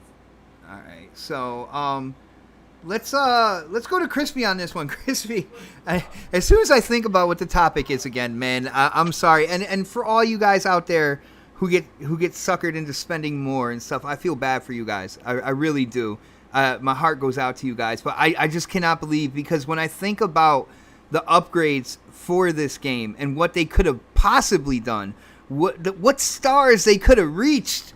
And then what they gave out for what they put out for people to buy, not even give out for people who already have the game, but to buy, it makes me laugh. It really does. I'm sorry, and it's not against any of you guys. But Crispy, what do you think? You heard about the upgrades that I told you, man.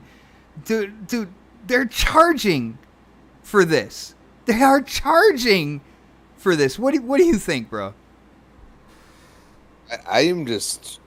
And this is a Twitter thing, because like literally I use Twitter more than Facebook, and I was like a Facebook fiend at one point, and then I had MySpace way back in the day. Like yeah, think about that, MySpace. Okay, so I miss MySpace. It was pretty cool. Like now you look at it now, and it's like you can create your own page. It was actually pretty fucking cool. Yeah, but that was way back. Like, dude, we were using like Windows XP, Windows 95. Like you could use anything for MySpace. Vista. So Vista. There you go. Vista was horrible, by the way. But yeah, dude, like this is where I go and say, like, are you consumer, like, or do you have like a shit ton of money to spend? You know what I'm saying? Because the way I look at it is that, at one point, I absolutely loved PlayStation. And then I found things on the Xbox that were totally different. I got to meet people that I never thought I would meet because of their online play and things like that. So then you go and you look at, like, even you could look at Xbox to 360, and you could say at the most, like, the 360 was a great entertainment / meeting people through the social aspect of it. It was extremely gravitating at that point in time. You could sit in front of your TV and literally join a game and meet somebody that you may be friends with for 10 to 15 years. And that was amazing. Okay, that's called a feature, people. All right? So you purchase that console for that feature. All right?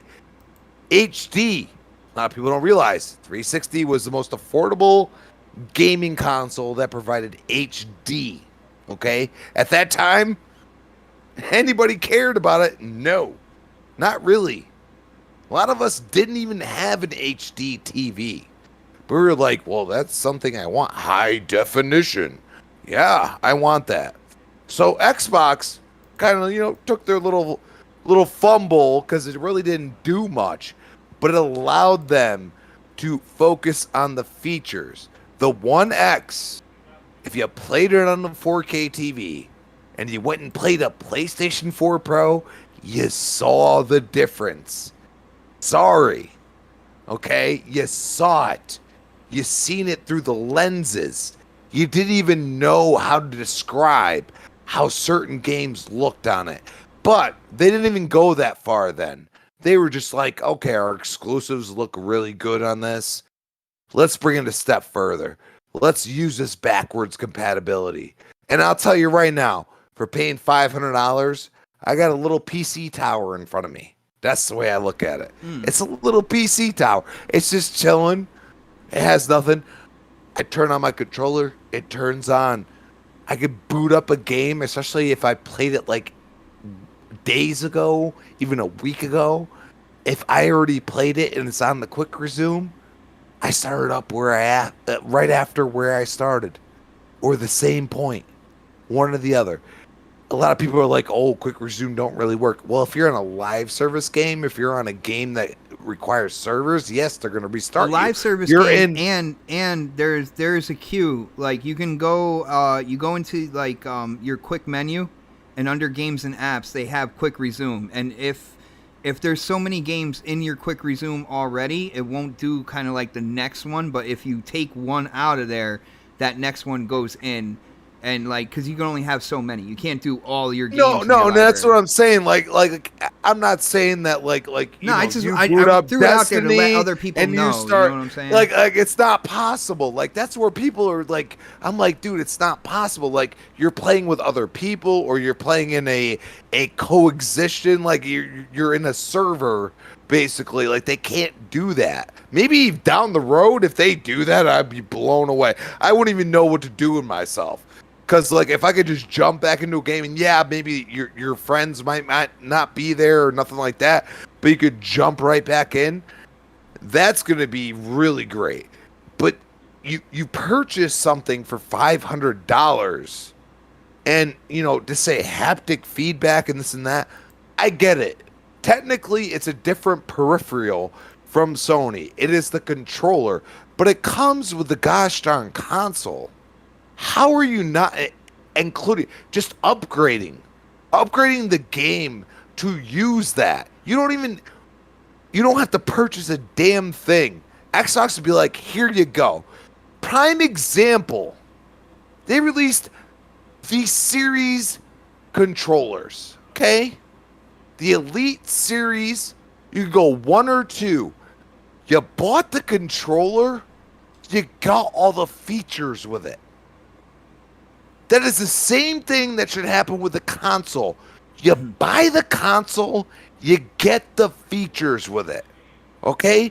And the features for the Series X is like every game I played is 60 FPS, bro. Like, I don't even know how to digest some of these games. And some of them I haven't played in years. And I'm like, how is this possible? How did they do this? It feels so smooth compared to what I remember. It feels so great. And I'm like, that's what I purchased. And right now, the exclusives, yeah, I mean, they're there, but they're not. But they're using second party, third party right now. But when they are there, you're going to be blown away because they focus on the features now. And this is what Sony used to do. A lot of people don't realize that. They allowed you to plug a 56K modem, freaking little thing, inside your PS2. And that allowed them to compete with the original Xbox at the time. And because they had the player base, it was there. Dude, they had features. A lot of people ignored that. But nowadays, it's like you're charging for your features. They weren't just there. Like, yes, you had to buy a modem, but it's like a big old brick at the time. You're like, oh, yeah, if this is $100, that's actually a good deal. I mean, look at what it's doing for me. It's allowing me to play on the internet. Nowadays, it's like, well, the PS5 DualSense came with the console. Why am I paying for these features? That's a little mind-blowing for me. Like, you're accepting that? That's fine with you? No. I'm sorry. Guys, this is absolutely crazy. Yo, what is up, Christopher Hart? Christopher Hart said that he got his second COVID vaccine shot today, man. Yo, you're gonna feel it tomorrow. What happened? Congratulations, man. No, I was telling him congratulations. Yeah, you. From what I hear, you will definitely feel it tomorrow. I'm not saying you're not feeling it today, but from what I hear, it's the day after. Like the day after. The day after is brutal. Yeah. So shout out to you, bro. Is it the first or the second one? He's on the second one. The second one. Oh yeah. You're gonna get rocked. You're gonna get rocked. I'm praying for you, brother. I am praying for you, man. But afterwards, man, you're gonna feel like you can run and just pick up a car. Once you feel better, it's gonna be amazing. So nice. Predator, we got to get your thoughts on this, man. Again, charging for these upgrades, and as you can hear, sounds pretty minimal. I know you dabble in the PC space, and shout out to the Don for throwing facts out there, because he said Ghost of Tsushima on PC, you're just gonna get all those upgrades. So shout out to him for that one, yeah. But Pred, what do you think about this, man? The upgrades, what they are offering for the upgrades on this game? The DLC is worth it. The upgrades, if the DLC was not there, they're charging me $10 for the upgrades, I would not do it. The DLC is $20. The upgrade is $10. So like you're eventually gonna spend $30 on this shit, regardless. Like, I don't have a PlayStation 5, so like in this house anymore. So I would go with the upgrade option, obviously. But just for the DLC. I mean, like, I was saying this earlier. It's just a cash grab, man. It's like I don't like the way they're doing their upgrades. It just doesn't make any sense to me as a gamer. Like I'd rather them just do it the way Microsoft does it. And I hate to say that everybody needs to do everything the same, but it just doesn't feel consumer friendly to me the way they're doing it. And it's not a big enough of an upgrade. Like it's kind of hard because all their games are they're single player games that are exclusive. They don't have any multiplayer games like that. So like with the Battlefield or something, I'll throw that out there. Like, well, fuck it, I give a first party game like a Halo. You're gonna put a lot of hours into that game, regardless, right? Anything you pay for at that point, even if it's $30 and they did something the same way they're doing with Ghost of Tsushima, it'll feel like it's worth it because you're gonna get a lot more out of it. You're gonna get maps, you're gonna get skins, you're gonna get more gameplay, you're gonna get like more out of it. All you're getting is I was reading it just now, like you can beat that DLC, just not trying to get all the achievements. You can beat the DLC in like 3 hours. Lord. So, but crap, it's 17 hours, bro. 17. Oh yeah, if you do everything in the game, you can probably stretch it out. But you got to pet the fox for like an hour. There's people right here in the chat who ain't even fucking beat the first game. So, so like you can't sit here and be like, sorry, I'm playing Madden. You can't sit here and be like, I'm gonna get that DLC. It's gonna be that hot fire and shit, and you didn't even fucking finish the main campaign of the game. Like it just, I just can't. I don't know if it's gonna. I mean, it's a good game. Don't get me wrong. But I just don't see a lot of people that are gonna sit here and just buy it if they've already beaten the main game at 100% of it. Like the PlayStation fans, I think some of the hardcore guys will. I mean, if you love the game, you will, just so you can brag and say you did it. But I don't see people spending $30 on a game they've already played for a 3-hour campaign. Look, I just don't see it happening. I think we'll be talking about this in a couple of weeks of how the game looked good, but it didn't probably meet expectations because people were expecting this game to kind of like, this DLC just be the end all be all. This is their ramp up for the holiday season, and it's all it's Xbox games and DLC. So it's a crash grab if you ask me. I just don't see the point of it. But I feel for like people like K Mega who spent all that money on that one version, and then they still got to turn around spending $30 on this if they want it. So that is straight. nickel and diamond people that bought the most expensive version and stuff. Like, no, you're not included in this. Give us your money. Give us your money. Yeah. You gotta pay for. And it's like they basically said "fuck you, K Mega." That's what they said. They did. It's called the "fuck you, K Mega Pack" is what it's called. Well, you look at a game like I would agree. Battlefield, I would agree. You look at a game like Battlefield, and you buy that deluxe version. They've already guaranteed you're gonna get, that first, season, right? Mm-hmm. And basically that's exactly what this is in a roundabout way. But you're gonna have to pay for it though if you're you got that ultimate whatever version they had. You got to pay for this DLC, which probably could have came for free if you bought that that big boy version when it came out. But you're gonna get fucked over. So I mean, K-Mag, are you gonna buy the $30 version? I mean, at least the DLC for this game? No. At first I was like, no, because I really like the game and I really want to see what the DLC is like. But the more that I was talking about it, the more I just like, nah, I can't do it. You ain't gonna finesse me like that. That's a hard pill to swallow, man. That's a hard pill to swallow. And that's a shame. That's a shame because you like the game. But you're not gonna get it at all, even if it goes on sale. You're not gonna get it. Man, no, because I just look at it because this is the problem though, Dark. I'm going to eventually get me a PlayStation 5. It might not be until 2023, but I'm going to get me a PlayStation 5. I'm still going to have to pay that extra money for whatever that I bought it at now to transfer it over to PlayStation 5. You see what I'm saying? On sale by then and shit. I understand it'll be on sale, but I'm still going to pay. Let's say that it'll drop to $9, like I said, right? Like $10. Well, I'm still going to have to pay another $10 to switch it over because they're not going to drop that price on that to switch it over to your PlayStation 5. They're not going to drop that price.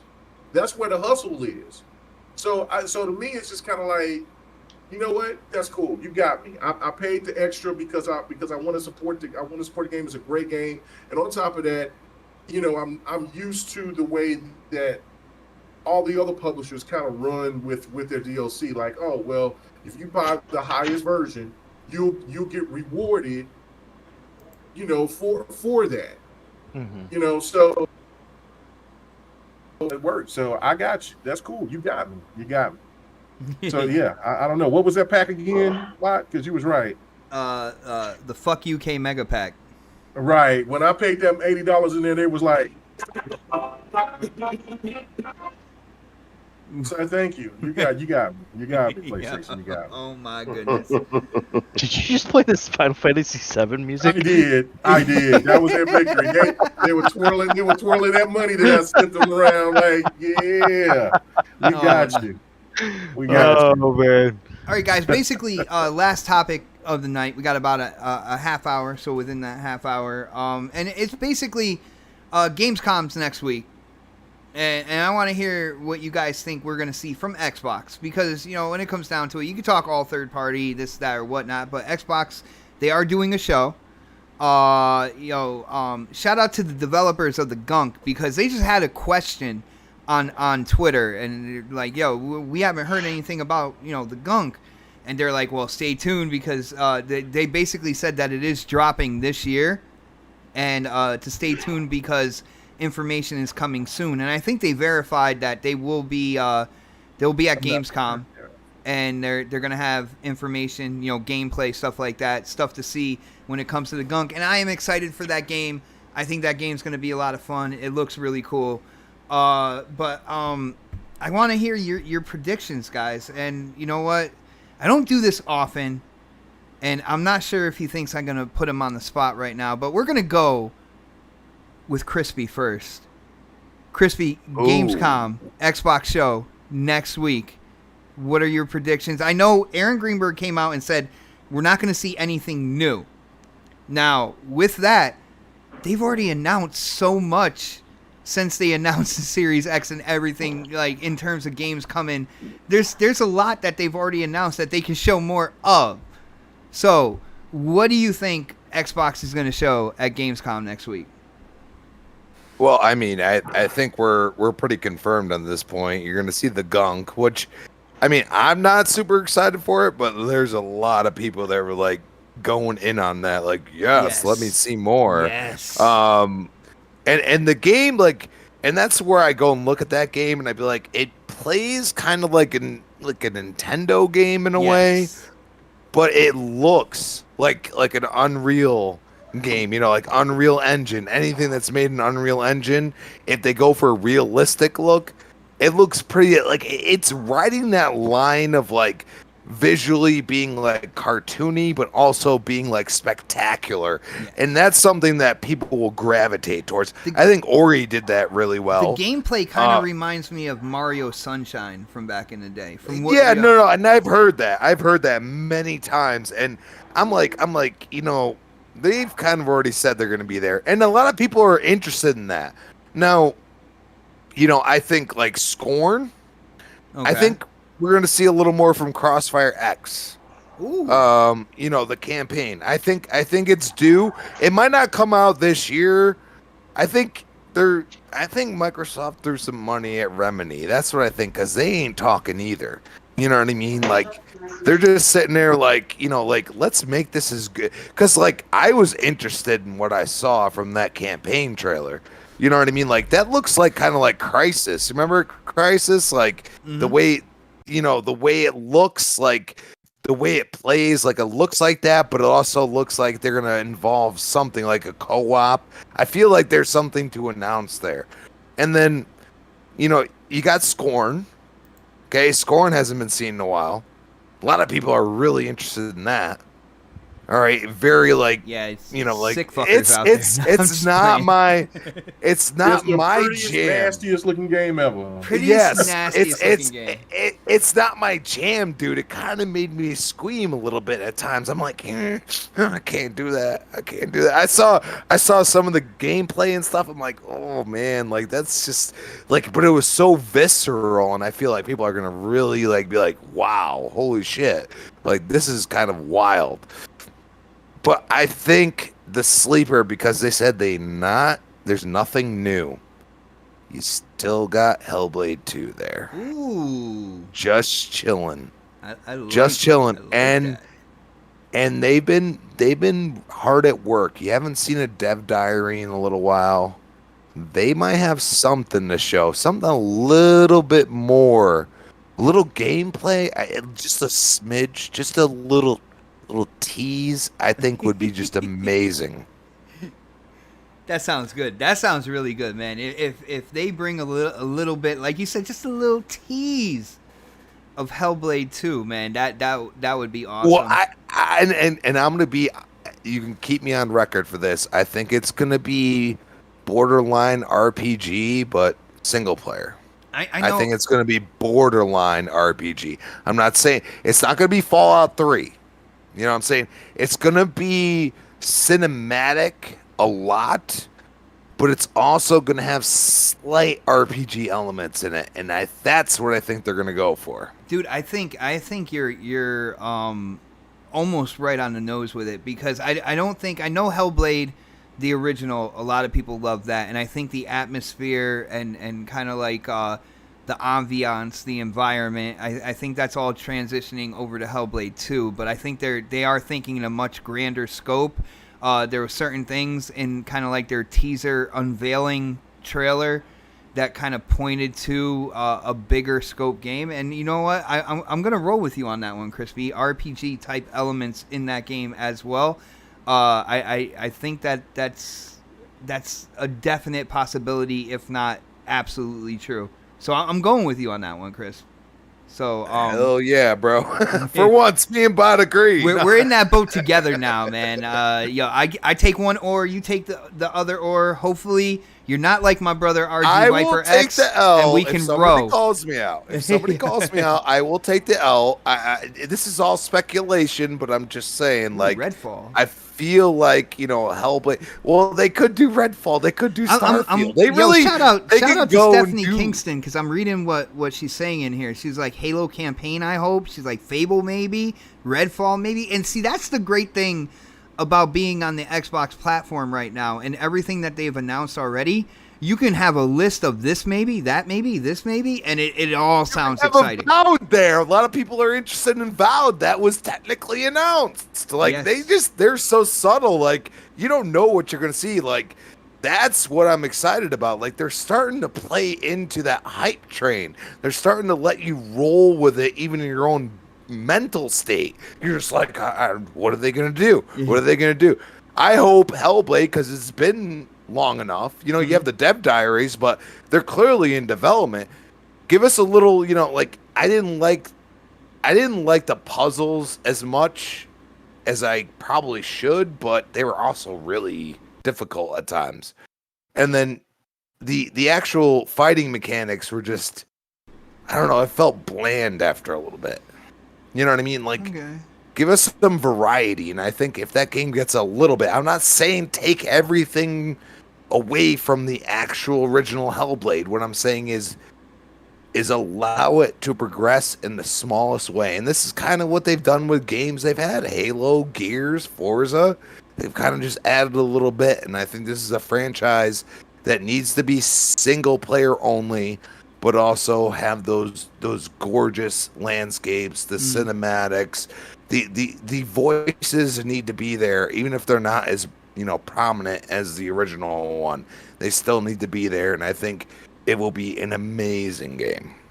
Nice, brother. Now, Stephanie, you said Forza Motorsport, and I would love to see that at Gamescom. I don't think that's going to happen, and the only reason why I don't think that's going to happen is because Forza Horizon marketing is going to be hitting its kind of like pitch and stuff like that. I think we're going to see more Forza Horizon at Gamescom, different gameplay and such, and I think we'll see that. But unfortunately, and I'm a motorsport fan, unfortunately, I don't think we're going to see motorsport until after the holidays, probably after the new year. Then we'll start seeing more when it comes to Forza Motorsport. But all right, let's go Dark Optimus on this one. Dark, he's definitely a unique character when it comes to games he likes, games he wants to play, and such. So Dark, dude, I gotta ask you predictions. What are we gonna see Xbox Gamescom show? The gun, baby! I can't wait for that shit. Yes. You know me, dude. Hell yeah. I like that weird ass shit. But yeah, dude, like, you know, I want to see that. Definitely want to see. Are you ready for this? Are you ready for this, dude? I'm ready. I think I'm ready. Are you ready for Xbox to take over the Western RPG market? Because that's what they're about to do right at Gamescom. Because guaranteed they're going to be showing off some Fable. They're going to be showing off some Hellblade. They're going to be showing off some Avowed. Wow. They're going to be showing off some Starfield probably. Because Starfield's coming out next year. So, you know. Dude, you're starting to make this show sound better than E3, man. I don't know. No, I mean it's not gonna, it's not gonna be like that. Of course not. I mean they're definitely gonna show the gunk for sure. I don't think they're gonna. They definitely are gonna take over that Western RPG market, for the most part, especially with Bethesda and Obsidian and stuff like that. But if anything, we might see some stuff on Starfield, but I don't know that like you said, it's that might be more towards E3 for that. Yeah, they might let that simmer for a little bit and then go all out next year. Yeah, they'll go all out next year. Probably same thing with the Avowed. But maybe they might show some Hellblade. They might show Scorn. I could see them some Crossfire X. I could see them showing some more indie games that they showed off before. Ooh, how about this? Gamescom, at their show, they announce Final Fantasy VII Remake is coming to Xbox. Say that's gonna be I don't know. That might be because I think the deal is up yet with PlayStation, because they extended it because of the fucking DLC. Oh, they extended that. All right, never mind. Yeah. Damn it.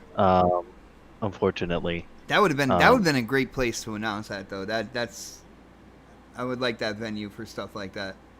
Well, they could announce it technically. They could, yeah. They could say, hey, look out for this game at this time, whatever, or look for this game at E3 or something like that. But yeah, I think the games that they're going to show off the most are stuff that's coming out this year and probably early next year. So anything that's coming out, like they said, the Gunk's coming out this year, so we'll get a release date on that for sure at Gamescom. We'll probably get a what's that other one that's Bright Memory maybe next year. Yeah, it's already been announced for next year, but they could show more. Absolutely, we might, and I'm gonna go out on a limb on this one.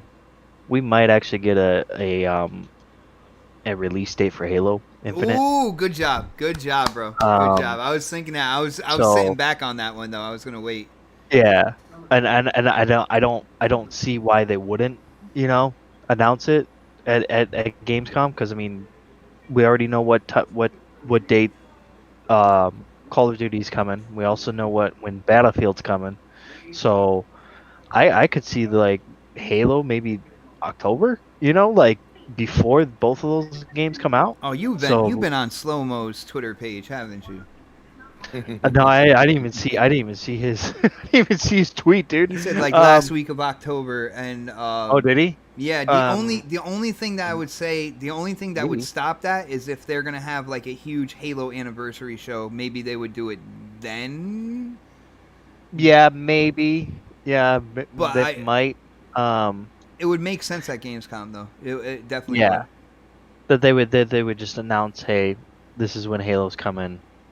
Look forward this date, on Game Pass, because it's definitely going to be Game Pass very centric, like their E3 was. So get used to that, because that's the way it's going to be. Yeah. Like from now on. From now on, yeah.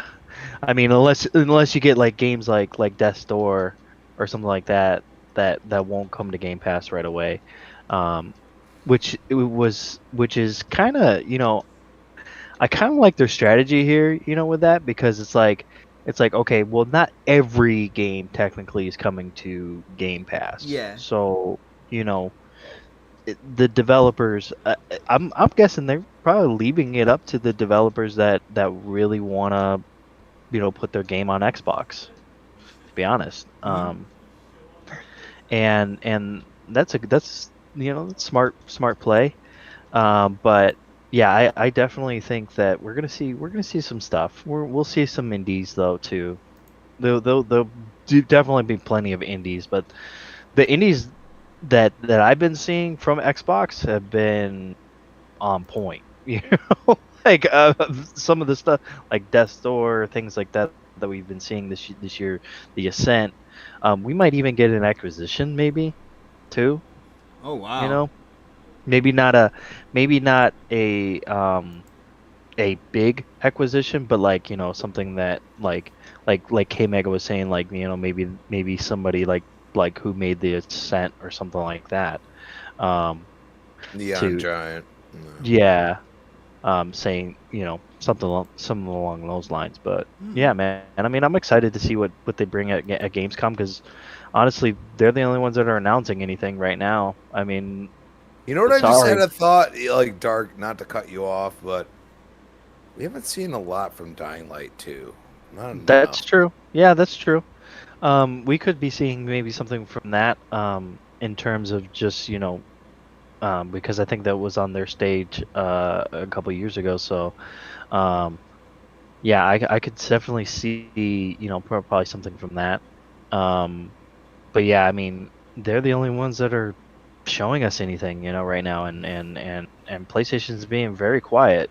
I don't know why they're being very quiet, but it it it it doesn't concern me for the console. It concerns me for the future of the games, when it comes to what possibly could be coming out next year. I mean, we kind of know we know what's kind of coming out, but we don't know everything, which is a little bit kind of like, well, you know, we, because they skipped E3 and they've skipped, Excuse me, several sir. other Excuse me. stuff. We're talking about Xbox here. All right.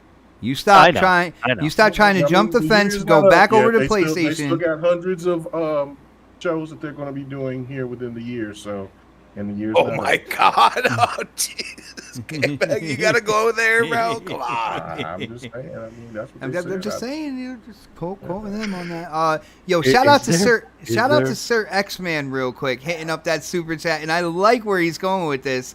Although, again, if there is a Halo anniversary show, this would probably be for that. But I think there is something out there. He says going to announce a Halo Infinite Xbox Series X. That would be incredible, bro. I could see that. Absolutely incredible. I could see that. To be honest, at Gamescom, I could see that. Because I mean, they've announced consoles before at Gamescom. All right, and Stephanie's like, well, there's console shortages, so maybe a controller, maybe a Halo mini fridge. What? You guys are awesome, man. More controllers, huh? Hey, a mini fridge as well can hold. And a mini fridge? Oh shit! Can hold all those monsters you like to drink. So then it'll be like I have a Series X, but Right. You just cut out. Yo, not even OBS wanted you to say that. Piece of garbage. Yeah. All right, let's Dark said he'll be back.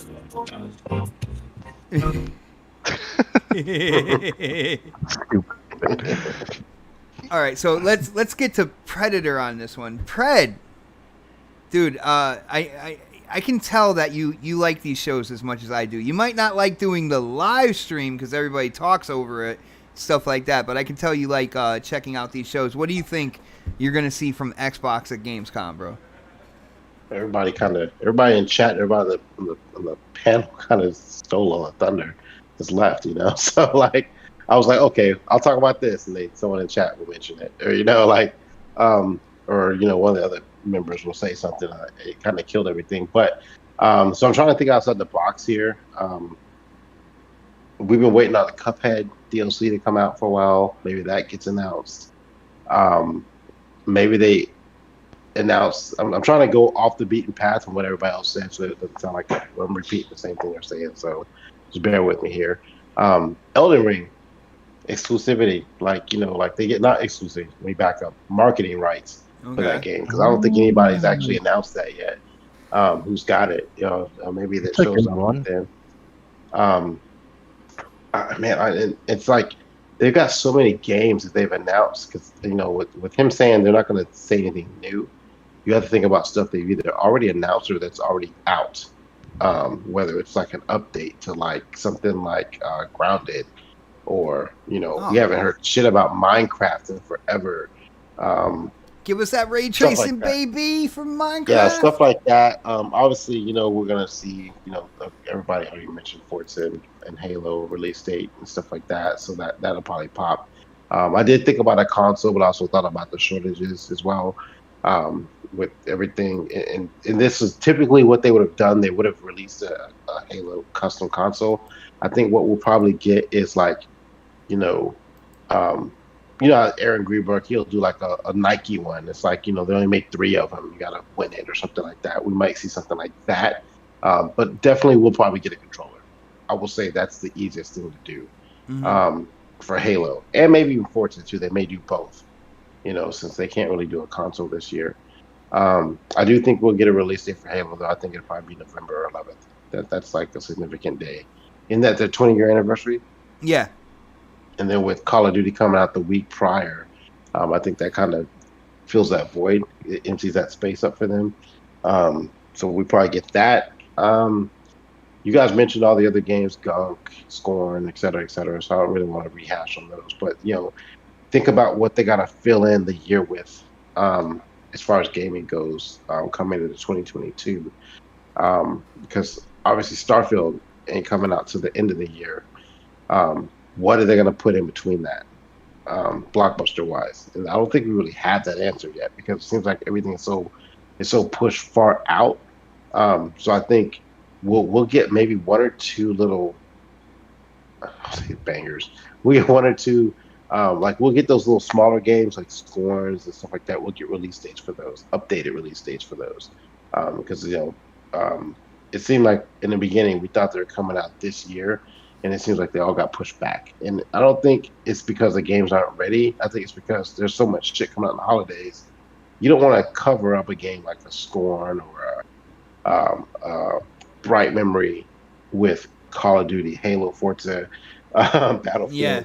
Yeah. So that's a bad time for those games. So those games will probably fill us in after, I guess, maybe between January and July-ish time frame, and then we'll ramp them into the next year. So we'll get release dates for those games. That's why I think your strategy is to give us one or two every quarter, where it's like one or two AAA games a quarter, and then fill it in with one or two AA smaller games like a Bright Memory, et cetera, et cetera. So we'll get those release dates for that.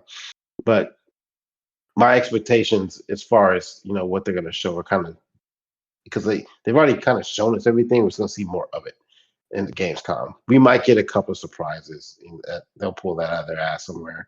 I think they're saving those surprises for the Game Awards, like they did last year, or the year before last, I think it was. So I think this is going to be pretty vanilla.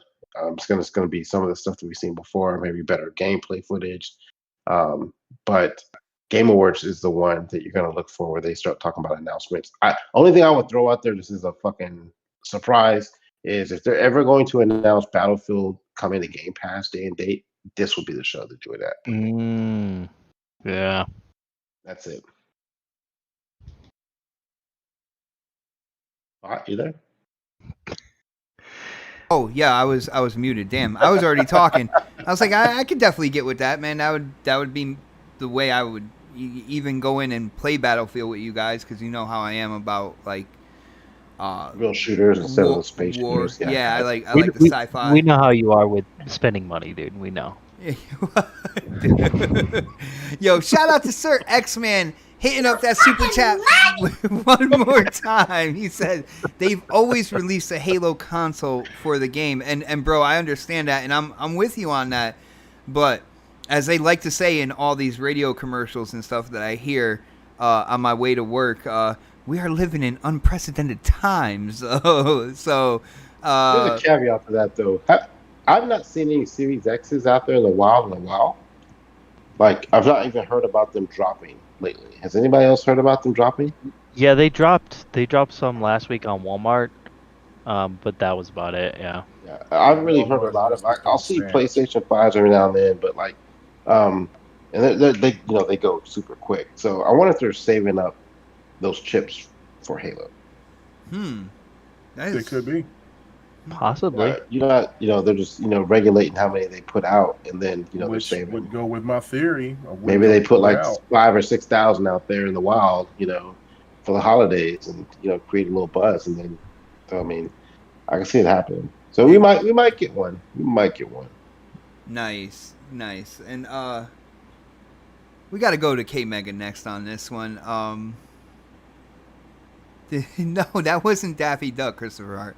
Oh my goodness. Yo, K Mega, I'm hyped, man. I love these gaming shows, and I love the fact with what Xbox is doing now, all the studios that they have, trying to getting to the point where they're kind of like they're supporting Game Pass through their first party. That's the reason why they have 23 studios.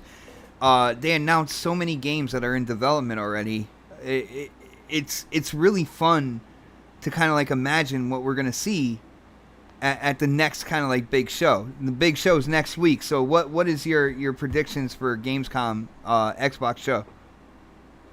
I don't. I'm trying to be equally brief. I don't think that I don't think that people should have such high expectations for this show. In the sense of just seeing all of this type of content, like Avowed and all that.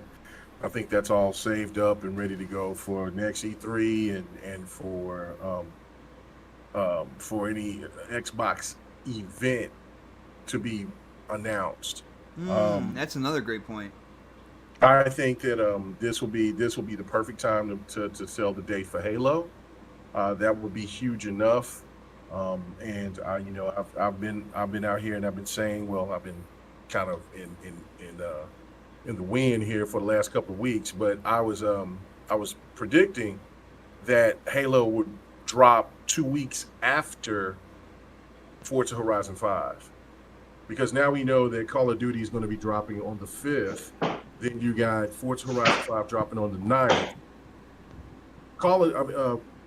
Halo can drop. I don't know. Let me go ahead and look at make sure that date is right. 23rd. Let's see. That's 14 days from the 9th. Okay, so we know it's on the 9th. They could drop it on the 16th, but I think that they'll have those deluxe editions, and so they could drop Halo on the 19th, which is that Friday. And then for people who don't buy it and if they just want to get it on Game Pass, it'll be on the 23rd, which goes into the point where I agree with that they could be holding on to the Series X's for Black Friday. To try to boost up those Black Friday sales. And of course, because they're going to have tons of the Xbox Series S's. So I think if they do that, that puts everybody in. That's at the perfect time for people to be off because it's going to be Thanksgiving. You got Black Friday's coming right around the corner. There's going to be a whole bunch of deals for sales, a lot of Game Pass, stuff that they're going to be offering and things like that. And then what would be the best thing than offering a console, a Halo Series X console and S console available during that time for Black Friday, for the holidays. It would rake. They would be sold out instantly. So I do like that. I do think that they could announce the date at that time. I think that's the perfect time to do it actually next week. Because I think that's what they were waiting for was what Call of Duty was going to do. So, and now we know. I think that we will find something out about the Gunk. We'll find something probably out about maybe Crossfire X, maybe Bright Memory, because those are the games that's kind of slated to be coming in maybe in the beginning of next year. Maybe Scorn as well. So, and another game that, and also for the marketing rights for certain games that Xbox have. And I thought that Xbox had the marketing rights to that space shooter, Corvus, I think that's what it was called. Yeah. Yeah, so I think that they might show something. They may show a little bit of that. But other than just going to like Fable and all that other stuff, no, I don't see them doing that. I think that if they're going to show Hellblade 2 and Avowed, they would do that at an EXO event. Or they would do that at the VGAs to get people really pumped up, because I think that they know now that they want to have the biggest audience, the largest eyes on them, and the VGAs brings in a lot of people to watch. So, and I think that this might be a really good year for Xbox, especially with you got the Ascent, you got Xbox marketed Scarlet Nexus, you got 12 minutes, you got all these other games, and then it would also bolster Xbox for being really popular in the indie scene, which indie games always get love. So I think that will be also a good year. And plus, on the top, I don't think Halo will be nominated for maybe voice acting or something like that. I don't see them putting Halo in, but we'll see. But yeah, no, I just think that's when they would do the big hitters, is at the VGAs or at the XO, and then I think one more thing, if they would show a bigger title that's kind of like in that range of not being that's not above the Hellblades and the Perfect Darks and things like that, I would say something about maybe what is the I don't know why I can't think of the name of the game from Obsidian, the RPG that came out really popular. Outer Worlds. Outer Worlds. If they could talk about Outer Worlds, they might do that, or something around that line that's in that media, or maybe something from Compulsion, because we haven't heard anything from them. That's a great point as well. So that's my prediction on that. I think it'll be light on the heavy stuff, but I think it'll be robust with the smaller stuff, or the stuff that is that the tweener stuff, as I call it, the double A's and the indies. Nice, brother. And I'm gonna throw something out there. I always try to think of something so outlandish that or something that other people might not think about. And there's a franchise that I really enjoyed playing on the 360. And it's by Rare, and I've been hoping for it to come back. So I am gonna predict that they come out and let people know that Viva Pinata is not dead, and they are ready to at least developing the next iteration after Trouble in Paradise, and I would get excited for that. But all in all, again, I gotta say, with what Xbox is doing, what they have announced already, and how good their E3 was with stuff that they didn't announce, it was brand new E3 announcements as well. There are so many games in the pipeline when it comes to Xbox that when these big shows come around, man, it is really fun to kind of think about what they are going to show. There are so many options of what they have said already and what type of new gameplay and stuff. And I definitely think Forza Horizon is going to be there in a big way. Forza Horizon kind of, took over E3 this past E3. That so many people were talking about that game afterwards, and I think they're just going to keep riding that hype and showing more. Possibly, those crazy races that they do? That's exactly what they're going to do. I agree with that. Yeah, more Halo content and more Forza content. It's about, those crazy races where it's like a car racing like a squad of jets or something like that. I think they're going to show like one of those, and kind of like keep that hype rolling, man. Dude, I gotta say, I'm excited for the new Forza Horizon. It looks absolutely incredible. They fixed the car sounds, the engine sounds, and all that good stuff. I'm really excited for that.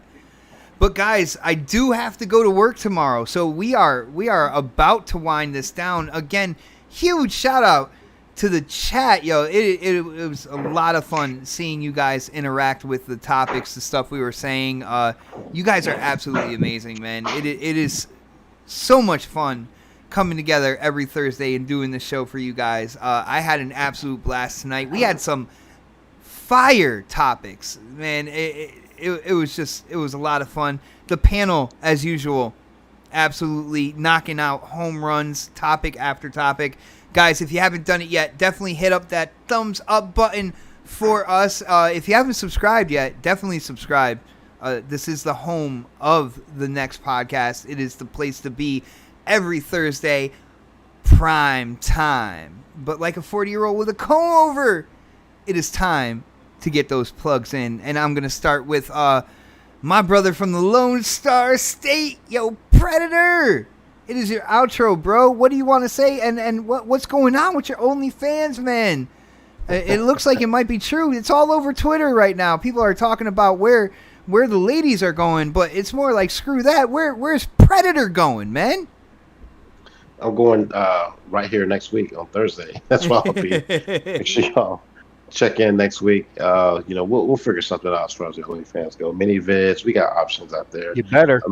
You can still cash at me. You can still, hit me up on Twitter. I'll send you some free vids. Maybe like $5-10 a pop. You know what I'm saying? So, we got it. We'll figure something out. The slut train rolls on. Dude, we got to get a Predator t-shirt that says the slut train rolls on. Dude. I was waiting to put the Pornhub music on. Wow. Not bad. I could see that, man. I could definitely see that, yo. Hey, hold up. Wait a minute. That ain't right. Welcome to the No, cum no, zone. we're not doing that. Yo, you snuck that in there, man. Oh my goodness. Yo, Dark Odyssey, man. It is your time. It is your outro. What do you got for us, brother? Yeah, you guys can find me on Twitter, Dark Animus. You can also find me on Xbox and PlayStation at the same name, and you guys can always podcast with my brothers. Yeah, man, it's always a pleasure to podcast with you guys on every Thursday. So yeah, man, I can't wait to do it again next week. Nice, and next week we will definitely have a lot to talk about as well, man. We are getting into that mode, yo. You know, the days are getting shorter. You know, people are starting to look at we're getting into holiday season territory, and when that happens, yeah, we're finally gonna be able to talk about games. dun dun dun. Especially you now that you got an Xbox. Yeah. Oh. Yeah. Oh. Damn. Oh. We'll be talking about free upgrades and games, man. Oh my goodness. Yeah, Dark's sitting over that series. That's like, Luke, I am your father. I mean, I'm loving it, so I don't know. You know, it's like McDonald's. No, never compare Xbox to McDonald's, please, sir. At least Wendy's. Come on, can you at least go Wendy's on that? But I think You gotta have bacon, bro. You gotta have the Baconator. bacon. I think the Xbox is more like Jimmy John's, and PlayStation's more like Subway. Oh wow, that's actually even worse than what we were talking about. Holy shit! let's be real, Xbox is Jersey Mike's all day, every day, baby. Jersey Fuck Mike's. Jersey Mike's. Dude. No, Bot has Jimmy certain John's feelings is about great. this. Jersey Well, Mike's you haven't had Jimmy is John's, it's good great. shit. Jimmy John's is all right, but it ain't. I've come on, never man. had it. I don't even know if Jersey we have any in Mike's. Connecticut. Jersey Mike's is amazing. Jersey No. Mike's is let's that's that shit right there. let's bro. get old with it. When Quiznos first came to your town, Oh, dude, Quiznos hell was the no. au way jus, baby, better. with the au jus. I remember. Quiznos was way better. Ah. Quiznos is like Nintendo, all right? They just do whatever they are they even still around though? But yo, Chris, Kinda, Like sorta. the fucking pre-made ham sandwich from Albertsons. I can make it so to put it in a game oven for Yo, Quiznos. I'm sorry, guys. I was raising the hood, and nothing beats the bacon, egg, and cheese sandwiches from your local corner store, man. You just go in, $1.25, you get the hookup, baby. Absolutely, bro. You get the hookup. You don't even know what that meat is. It's good, whatever it is. Man. It's I don't know. mystery meat, bro. It could be some type of rodent. I don't It's even a care. Taylor roll, bro. It's a Taylor roll. No. You can take that. You can take that. You They can call take it that Jersey rat- roll too. That you know? pigeon meat out there. Y'all got pigeons out there, don't you know? Fucking Yo, scrapple. pigeons. Putting eating scrapple on bread. It looked like bacon. That's all I know. It looked like bacon. Liverwurst. It tastes like bacon. That'd be licorice. You know what I'm saying?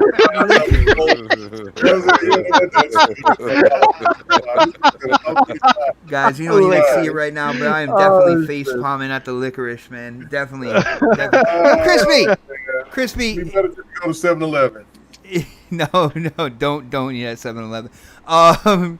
Crispy, you have to follow up eating at 7-Eleven. But dude, what show is he gonna be on this week? What's going on, bro? Well, K-Mega, have you had Zambuca? Hey man, what kind of racist shit are you talking about, brother? Zambuca! You ever had Zambuca? Betrayal. I've had Sambuca. I want to point something out to people because what is I that? did. What is that? I Liquor. was one of the few people that said Scorn, and in the E3 show, in that coming to Game Pass little thing that came behind Phil's head, Scorn says Fall 2021. So Okay. you might see something. I think they were waiting to. Release date. I think they were waiting for when Halo's releasing. They're trying to hit like every couple weeks. That's what I feel Hey, like. we already hit that topic, all right? We're doing outros. Right? Yeah, yeah. know how Well, nuts that would be for having I'm games all the way deep I'm into just December? telling you. I look. I love the family in the chat. You all are family, okay? Like we have been doing this for way too long, and we should all hate each other at this point. That's the way I look at it. But I love y'all, and it's at Christenbaum on Twitter, Christenbaum28 Xbox Live. We got Retro Renegades Tuesday night, 7 p.m. We have hit 1,000 subs. I can't believe it. Love those guys. Nice. It's freaking awesome. Well-deserved graphic god, especially Infinite. They've been holding it down for at least 6 months now. Infinite just that podcast for years. But no, it's all graphic god. That's the way I look at it. Like that dude is just impeccable. I still use the graphic to this day. Nobody's shown me better. Would love to see it because I think he is the god of graphics. So I agree. Graphic god is the you know, so just love them guys. And of course, when it becomes applicable, we'll be back with Breakfast of Boom, 10 a.m. Fridays. But of course, you'll always find me here on the next podcast, Thursday night, 8 p.m. prime time. Prime time, baby. Yo, Slayin' Chilean, what is up, bro? Dude, you're kind of late, but it is great to see you in the chat, man. We had a fire show. Slayin', you're gonna need to hit rewind. You're gonna have to watch this from the beginning, man. It was insanity. You know how it goes every Thursday, bro. That being said, we gotta go to K Mega made his triumphant return to podcasting tonight, man. K Mega, it's always a blast, man. We've been doing this for a long ass time, and I don't know about you, but I don't see us stopping anytime soon, man. We're going strong, bro. We just beginning because I mean there's more work to be done. The GRG podcast will be back tomorrow night. You know what I'm saying? Look, everything is always interchanging and moving. So, that's one thing about this is that as long as you do it, it shows that, how you can handle the good, the bad, the ugly, and all of that. And, what I'm saying? Like I said, doing the 200th, man, I really appreciate everybody who's come and supported the podcast and for the people who's been on the podcast, past and present. So coming back, doing that, also in the works of bringing another podcast, not always being so late at night, you know what I'm saying? The Dev and the Gamer will be back here. We were supposed to come back this week. Don messed up on the time, but it's all good. I mean, it's not like I haven't done it either. And then, but we'll be back most likely next week. I'm streaming. I'm going to start streaming like crazy now because I enjoy it too damn much. And so, yeah, I'm back, man. Like I said, the hiatus was good. Me and the wife hung out, had a good time. You know what I'm saying? She was sending me pictures of Fred's wife. And I said that was disrespectful. But, you know what I'm saying? But it's a known thing that goes around. So it's all good. But yeah, she was sending you pictures and she was videoing me and yours. So. Whoa.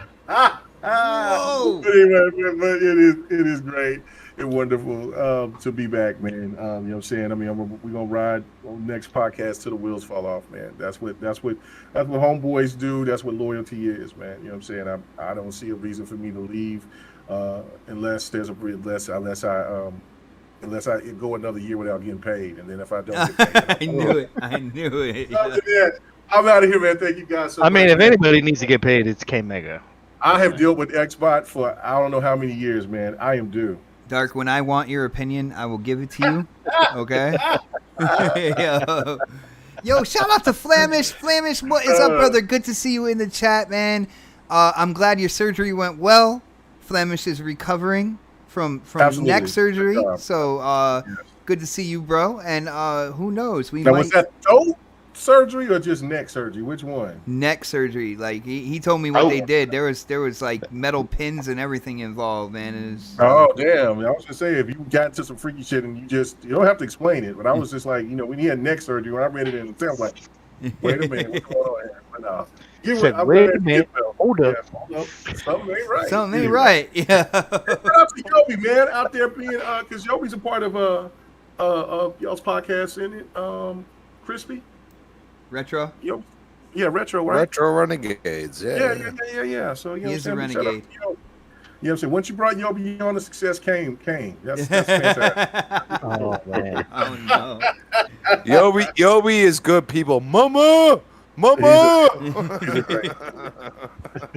Yobi is Good Yeah, I'm people, checking the man. OnlyFans link in the chat. Yeah, actually, you should man. follow Yobi. Yobi brings some positivity to the world. I'm just saying, man. Love that It's guy. funny. He brings positivity to Twitter, but when he's playing a game, that dude can be grimy, yo.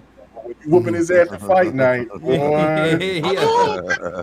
Hadouken. I don't know about that too well, K Mega. We still have to, you know. I look, man. Dark Otter's daddy. Oh my god. I'm Oh doing my that. god. Doing fight night.